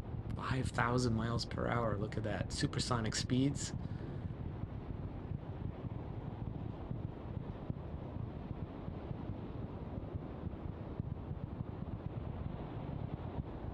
Standing by for launch abort system jettison.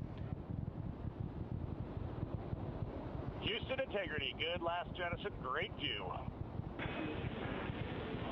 Copy jettison, Team Eco 8+02. We see the same on board, Stan. And Houston has you loud and clear on TDRS at the Kármán line. Outstanding, Stan, we have you the same. 3 minutes 50 seconds into the flight of Artemis II, Wiseman, Glover, Cook, and Hansen cross the boundary to space with good comm checks. GPS signals acquired after last jettison now working on internal checks to verify accuracy. Flight Dynamics Officer analyzed the time to verify accuracy. Flight Dynamics Officer analyzed the time of main engine cutoff, confirmed at 8 minutes 2 seconds, time of MECO. Looking good.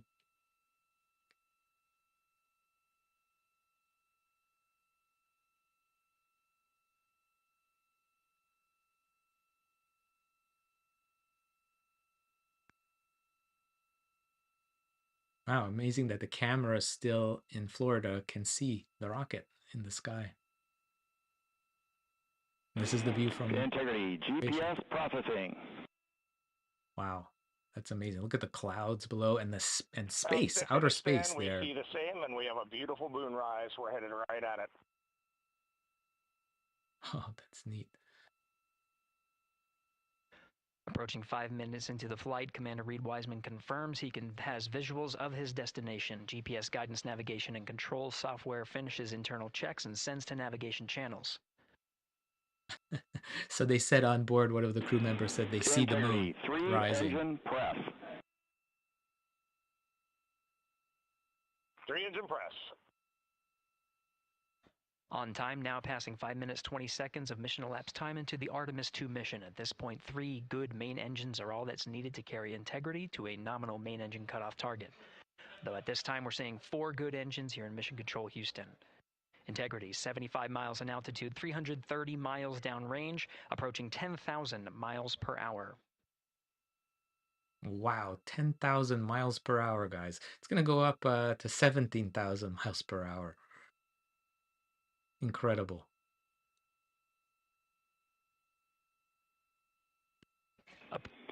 Integrity, looking good at 6 minutes. Same on board, Stan. Good trajectory and engine performance. Booster officer will soon report the shutdown plan to Flight Director Judd Friedling, expected at the 7-minute mark. They're showing Integrity, a computer 78 simulation here. miles in altitude, 460 miles downrange. Integrity, expect nominal shutdown. Integrity copies nominal shutdown.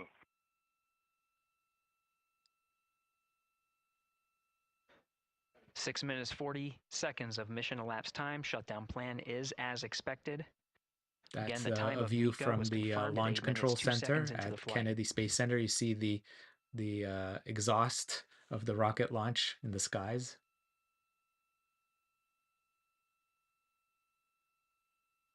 You can see the engines burning. This is a view 7 from a minutes of telescopic mission view from elapsed the time. ground.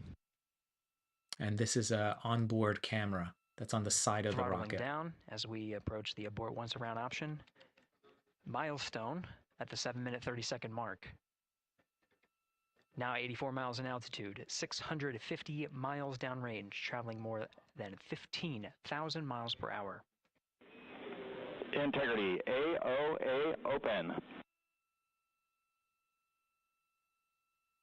AOA open.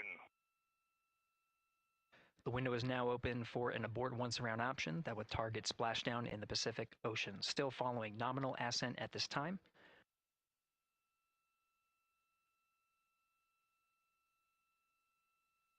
Nominal is good. About 10 seconds remaining until the main engine cutoff of the Space Launch System core stage. Standing by for confirmation of MECO and core stage separation.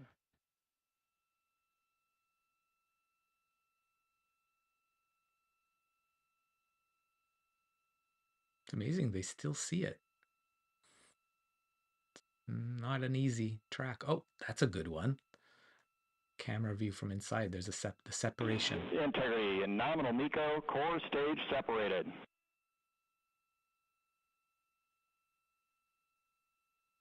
We see the same on board, Stan.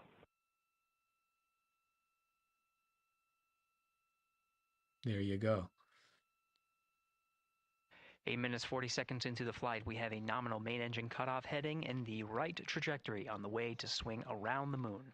Core stage has separated, done its job. The Space Launch System upper stage, the Inner Rim Cryogenic Propulsion Stage, or ICPS, still attached to the Orion spacecraft.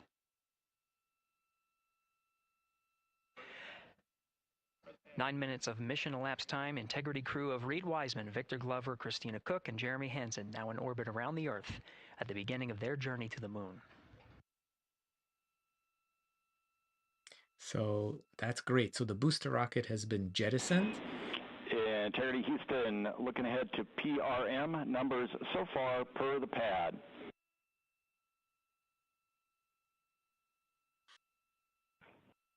Copy that, Stan. Numbers for the pad.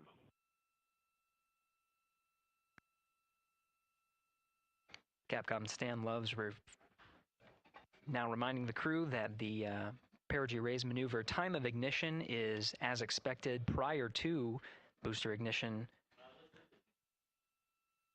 That time being 49 minutes, 50 seconds of mission elapsed time.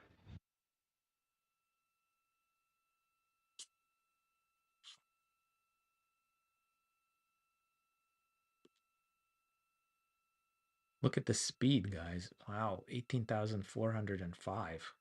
It's crazy. So the core stage has separated. We had the main engine cutout, all of that. This is great. So really good. It really doesn't take very long. It's about... Integrity, good. Neds deploy. It takes about 8 to 10 minutes to really reach the orbit. So... Copy that, Stan. Good, Neds.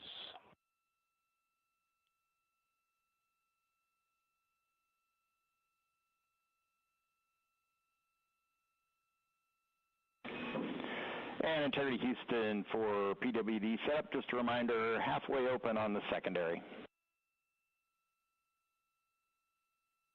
We copy that, Stan. Halfway open.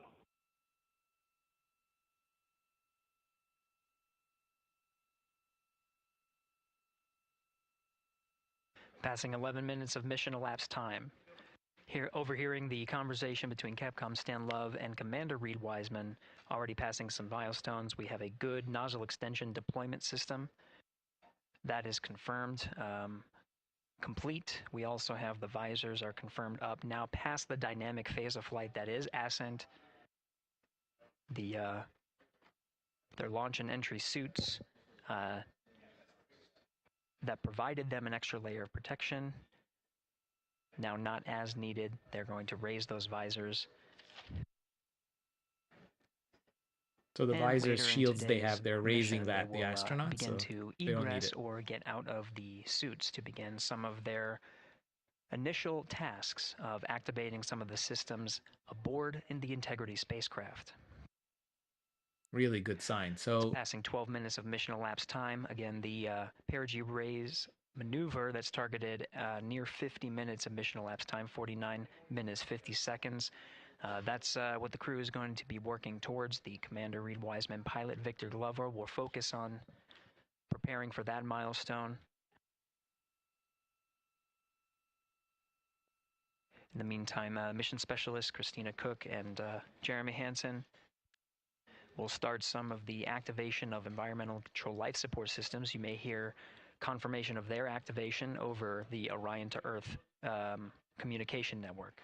So Jeremy Hansen, the Canadian astronaut, has a long checklist of things that he has to turn on inside the capsule that they need to live and work over the 10 days. So he's going to be doing that soon. They can get out of their seats and start doing some interesting tasks related to just getting everything set up for their 10-day road trip.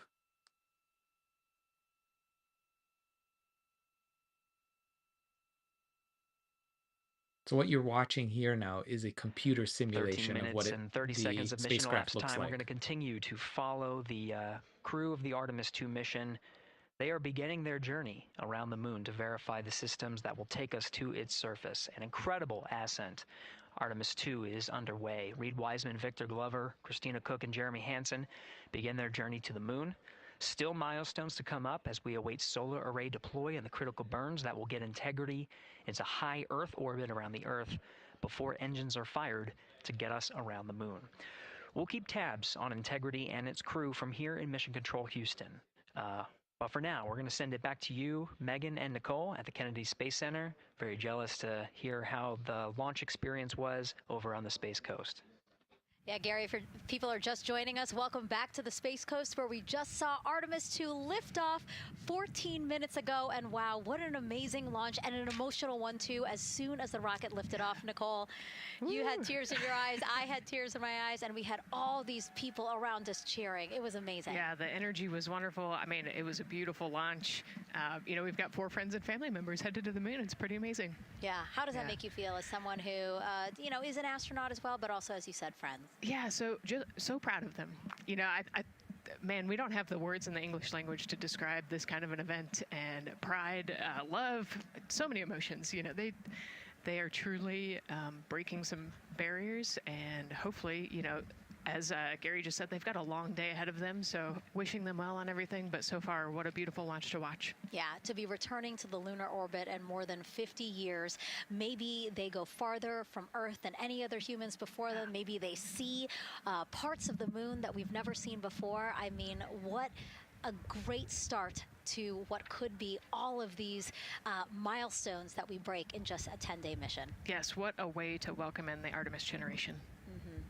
Yeah, how do you feel? I mean, we saw some beautiful shots we were covering of course, the rocket, of course, the Earth falling away as we continued up into our ascents, but also some of those crowd shots where we saw young and old, just emotional, overcome by this history-making moment. Man, we are going back to the moon for all, and we saw that today. We saw that in all the crowds. And yeah, you guys just saw that view, the sunrise or sunset, I guess. They just made it over the crest of the Earth, and you could see the sun peeking over. One of my favorite views from space. and I can't imagine what they're looking at now, and I can't wait to see what they're looking at in about 5 or 6 days. Yeah, and I know a lot of people are like, you know what, I'm surprised this launched on the first try, because we know, like any little thing, we have to be keeping safety in mind, and we want to make sure we're ready to go. But we were ready to go, and I think it surprised a lot of people.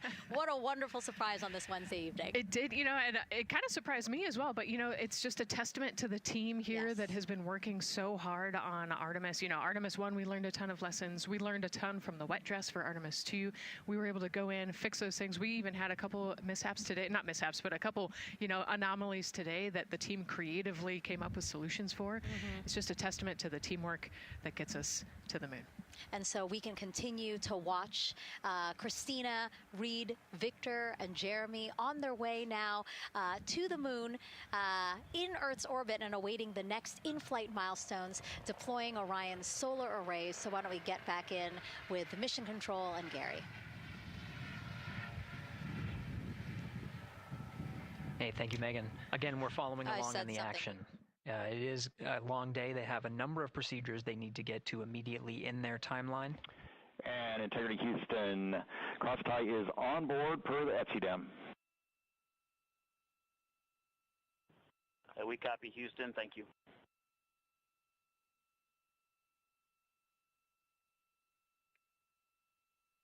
Cross-tie referring to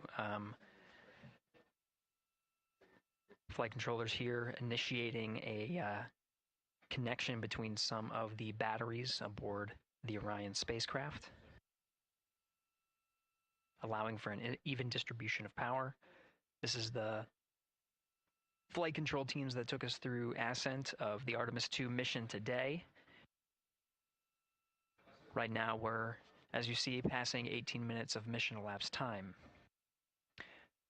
The Orion spacecraft integrity and the interim cryogenic propulsion system are maneuvering tail to sun. It is in this orientation, this attitude. Integrity anywhere, so not momentary prop caution.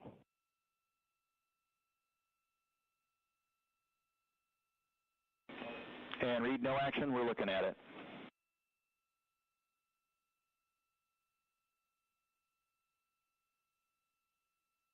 Commander Reed Wiseman verifying what is being routed to his displays aboard Integrity. Propulsion engineer confirming that no action is needed at this time. They're pressing through with their nominal procedures to prepare for the perigee raise maneuver. And of course the solar array wing deploy ahead of that. The solar wing deploy is a critical milestone. We'll continue to have our coverage follow the mission until that deployment. A successful launch is just the beginning. The deployment of the solar arrays and successful confirmation that those solar array wings are drawing power is a significant milestone, and says to the flight control teams that we will continue on today's mission. Power needs to be drawn to continue through some of the next milestones. Until then, the AOA open option that was called up upon ascent, the aboard once around, is the current option, and aboard to orbit option ATO will be switched to a preferred mode at the time that the solar array wings are deployed and latched. It gives the flight control teams a little bit more flexibility. Integrity Houston, update on TDRS handover for your pad.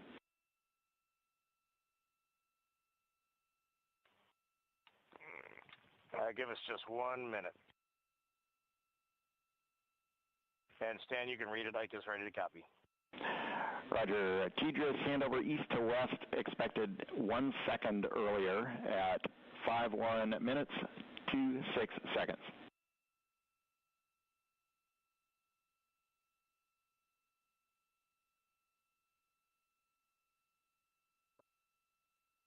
All right, Stan, we copy 1 second earlier for 5126 TDRS east to west, and saws are starting to deploy. Thermal knives are firing.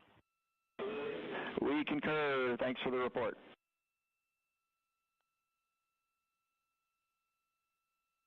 Read back of the reports that you just heard on the Orion to Earth network.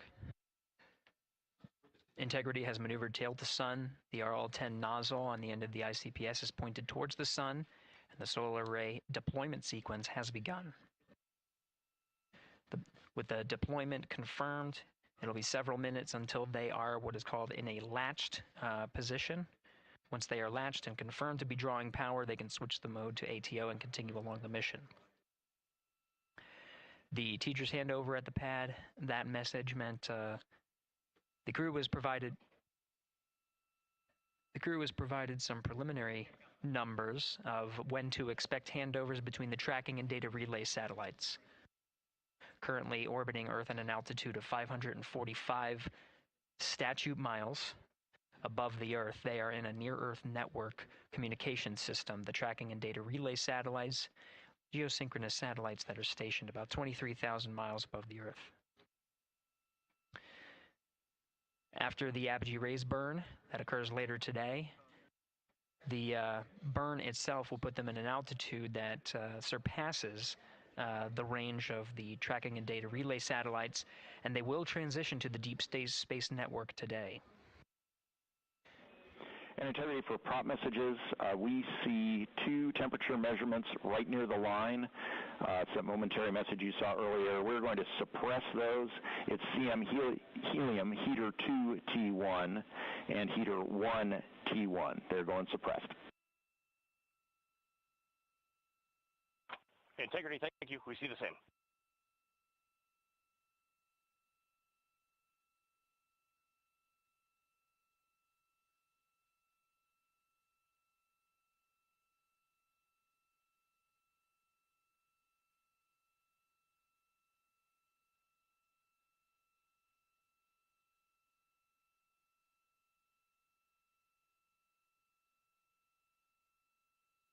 This is Mission Control Houston, passing 23 minutes of mission elapsed time into the Artemis II mission.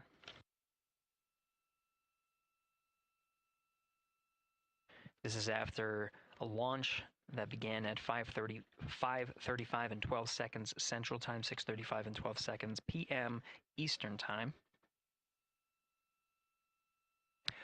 Right now, the orientation you're seeing from our arrow visualization that translates some of the telemetry that we're getting from the spacecraft and puts it into a model so you can follow along on some of the milestones that we are following here. The RL-10 nozzle that you see at the left end of your screen, though it is currently not firing, that nozzle is pointed towards the sun, and the solar arrays are currently deploying. From this visualization, they look fully stowed in a position. Integrity, we are happy to report that Jeremy has the O2 sensors on. Copy O2 sensors.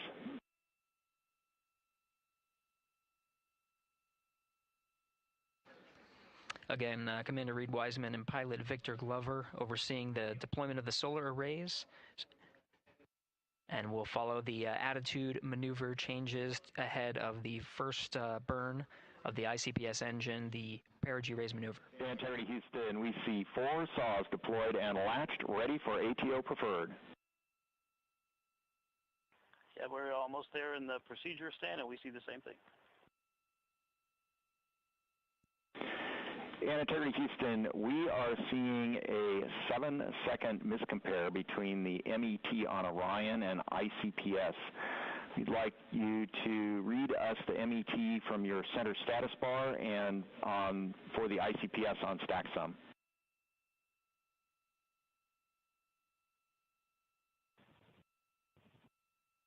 And Stan, we see a absolutely precise alignment. MET 25, 14, 15, 16, precisely aligned with ICPS MET. Copy, thank you for that. We'll investigate a ground issue. And Houston Integrity, ATO preferred set. Copy, ATO preferred.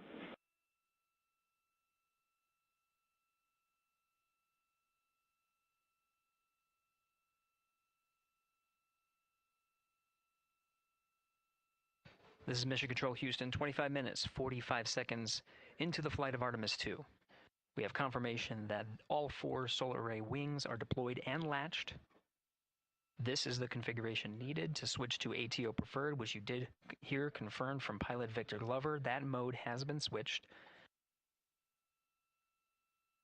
There was also a discussion with Capcom Stan Love and Commander Reed Wiseman about the alignment of the MET clocks on the Orion spacecraft and the ICPS. Commander Reed Wiseman confirmed the clocks are in sync, no issues, they're going to investigate it on the ground.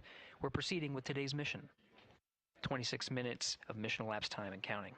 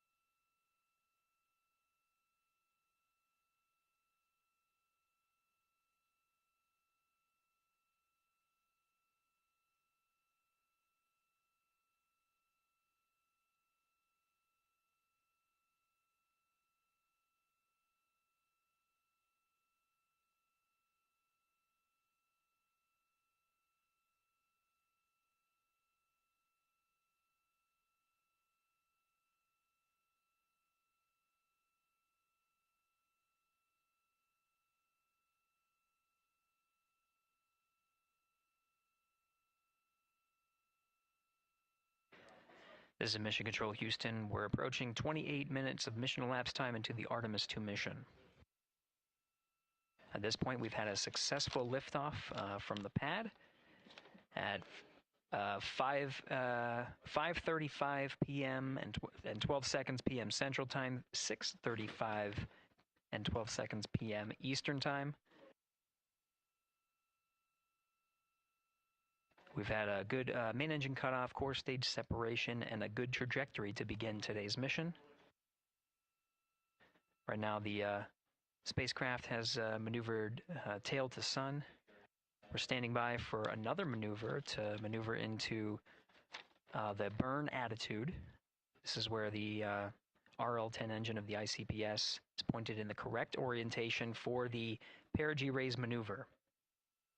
We did hear confirmation that the perigee raise maneuver time of ignition has been confirmed per the pad, which means it was the predicted time prior to liftoff.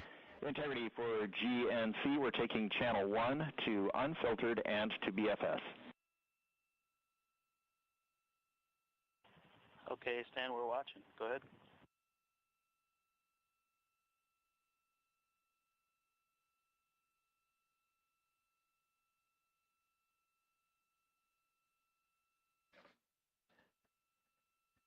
Capcom Stan Love reading up to the crew of Integrity. They will switch the navigation source from channel 1, standing by for confirmation that that switch has occurred. Pilot Victor Glover will receive confirmation when, and is at least watching to confirm that that switch has occurred. Again, the perigee raise maneuver that we're heading towards, not too long from now, we're actually inside 20 minutes at this time from the time of ignition of the perigee raise maneuver. We did have a successful deployment and launched of all 4 solar array wings. This is the configuration needed to commit to the perigee raise maneuver. Of course, flight controllers here in Mission Control Houston will continue to evaluate that everything is good before committing to that burn. The perigee raise maneuver does raise the perigee, the lowest point in the orbit, from 15 to 100 nautical miles. The 100 nautical mile mark is needed to continue in low Earth orbit and hit the target for the apogee raise burn. That will put them in a high Earth orbit for the remainder of the day and set them up for the right position to execute the translunar injection and head to the moon tomorrow. The burn duration of the perigee raise maneuver is 26 seconds. a relatively short burn, but it does raise the perigee and do the job to get into the correct position before firing that main engine on the ICPS. The pad had a TDRS handover. This is the tracking and data relay satellites. East to west, they are geosynchronous satellites that are positioned around the globe. And as Orion makes its way around the Earth right now, above the west coast of Africa, at an altitude of about 923 statute miles, and counting.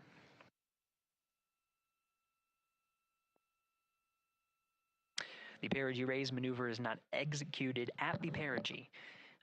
It is rather executed on the, actually closer to the apogee. But what it does is it raises the perigee on the other end of the orbit to 100 nautical miles.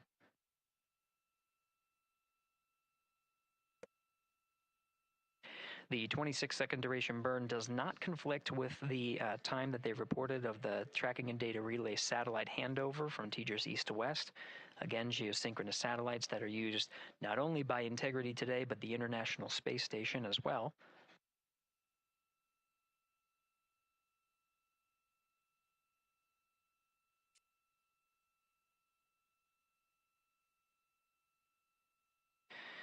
That time of handover is 51 minutes, 26 seconds. Plenty of margin before the perigee raise maneuver cutoff happens, and the trajectory is analyzed to see whether it was a good burn. A good burn means that the burn was performed as expected and sets the trajectory on course for that 100 nautical mile perigee target mark.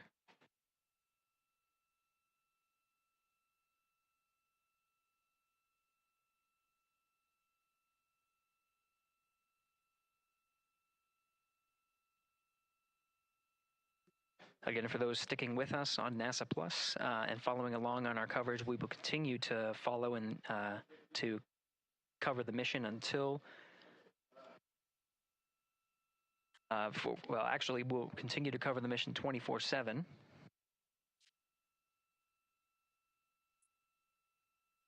But we'll wrap up our coverage here shortly. And now that solar array wing deployment has occurred on NASA Plus and Amazon Prime. Again, we will continue coverage 24/7 at the NASA YouTube channel. For those that want to see all of the upcoming milestones, there are select times where we will be coming back to NASA Plus and other streaming platforms. You can go to nasa.gov to find the latest on when to find those activities. Given that this is an operational mission, we do want to make sure that we are maintaining transparency in the mission and providing you all the information on what's happening in space as Reed Wiseman, Victor Glover, Christina Cook, and Jeremy Hansen head on their mission around the moon.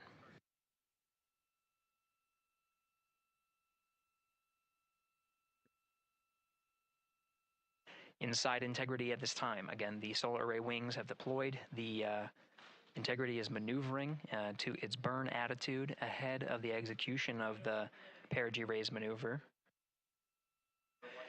Overseeing these steps is primarily done by Commander Reed Wiseman and pilot Victor Glover. Mission specialists Christina Cook and Jeremy Hansen focusing on some of the system activation inside of Orion, namely the environmental and control and life support systems. The activation and checkout of some of these critical systems are very important to continuing on the mission, making sure that those systems are in a good condition and in a reliable condition to provide the necessary environmental and control needs of the crew with humans on board through the duration of the mission that extends 10 flight days.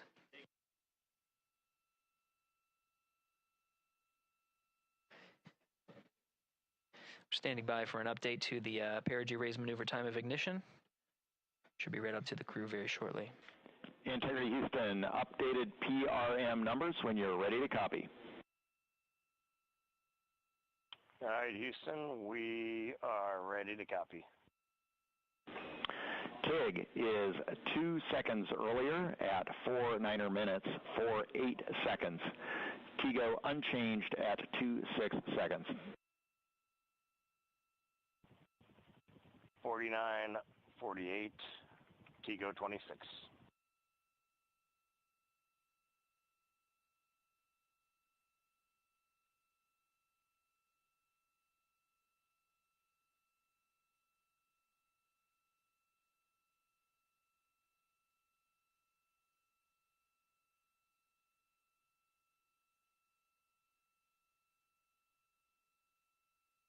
This is Mission Control Houston. With that update, we are approaching a little more than 13 minutes from the time of ignition of the perigee raise maneuver. That time updated to be 2 seconds earlier was 49 minutes 50 seconds of mission elapsed time.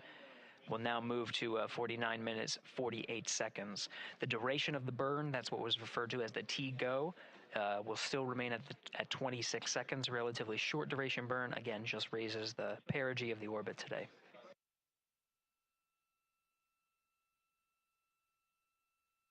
Making sure they hit the mark on that time of ignition is the primary concern of Commander Reed Wiseman and pilot Victor Glover. Mission Specialist Christina Cook and Jeremy Hansen inside activating those environmental control and life support systems.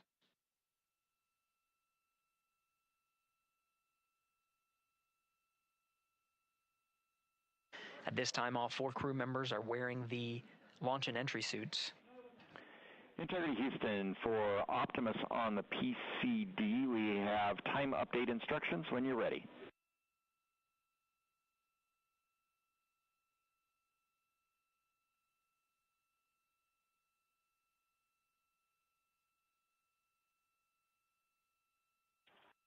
And Houston, Integrity, we copy. Hands are pretty busy at this time. I think we will call you back when we're ready for that. All right, that one is not urgent. 2 minutes to maneuver to PRM attitude. We are watching and concurred. 90 seconds-ish, maybe. Pilot Victor Glover confirming that that maneuver less than 2 minutes. Again, that the point of that maneuver is to point the main engine of the ICPS, the RL-10 engine, in the proper orientation to execute that 26-second burn. It needs to point in the correct position to achieve the goal of raising the perigee to 100 nautical miles.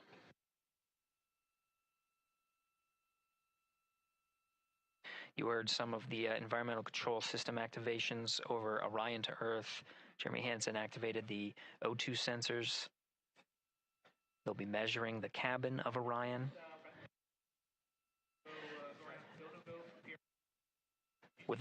During all of the activations, here on the ground in Mission Control Houston, Flight Director Judd Freeling is doing a poll with all flight controllers in the room to see if we are in a go position to go ahead and execute the perigee raise maneuver. Once concluded, Stan Love will report it back up to the crew, and we'll stand by for that.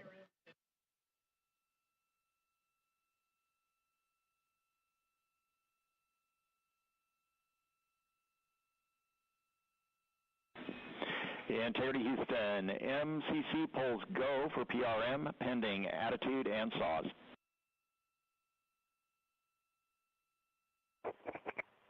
Hey, we copy. MCC is go. Maneuver starting.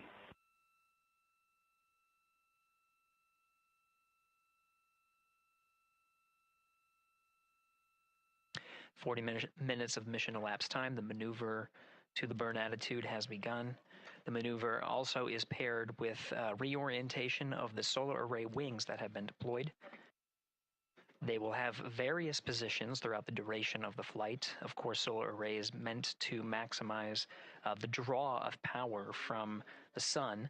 So when deployed, we're in a biased solar array wing configuration that was called solar normal. This allows for the greatest surface area of the solar array wings to be drawing power and powering up those batteries of integrity, of which a cross-tie was enabled between the 4 batteries the four battery buses that are inside of Orion. However, for the perigee raise maneuver, the solar array wings will be put into a position to take on the loads imparted by the ICPS main engine when they execute the 26-second burn. You can see in the animation here, the solar array wings are in motion, and the attitude is being reconfigured to point the engine in the correct direction, those solar array wings being pointed forward.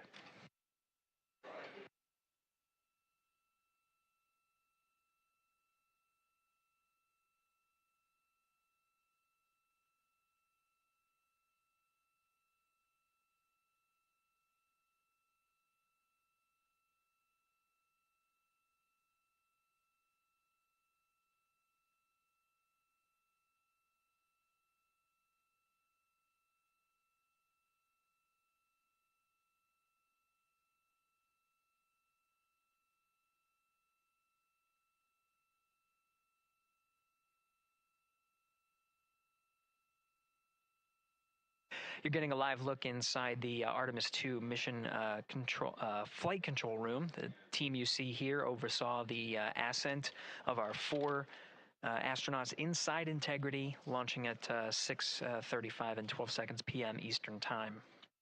Now again, this room will be occupied 24 hours a day, 7 days a week, with flight controllers shifting on 3 shifts to oversee 24/7 operations of Artemis II while in flight. We will cover that live on the NASA YouTube channel,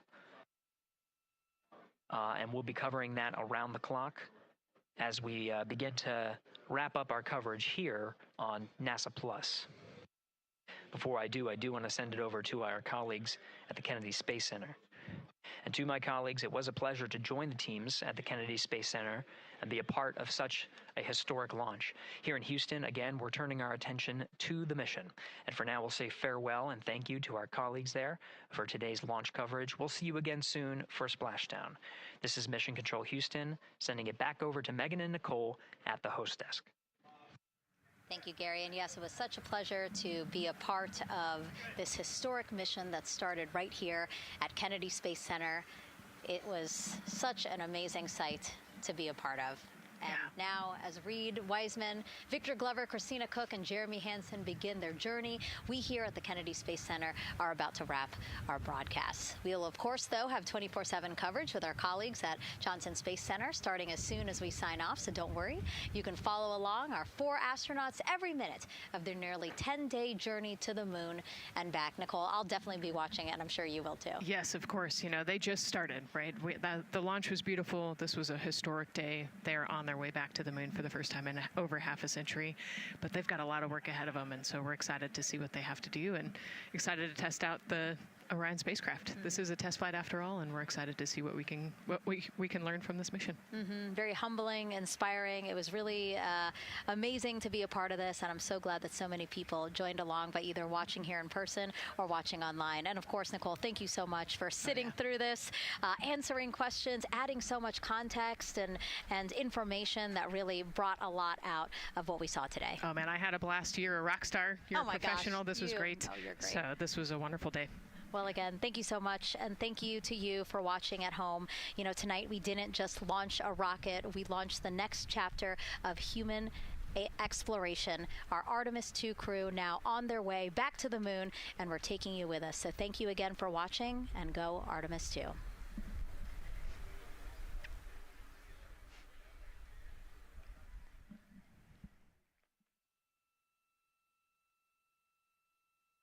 All 4 astronauts, and it appears all of them are undergoing their suit leak checks. Yes, a pre-flight tradition that we have seen with our crewed flights, the card game. The astronauts who have just left crew suit up and are now walking down a hallway. And here they are, NASA's Artemis II crew, taking their first steps outside for their historic test flight. And the 4 of them step into their astrovan. And off they go.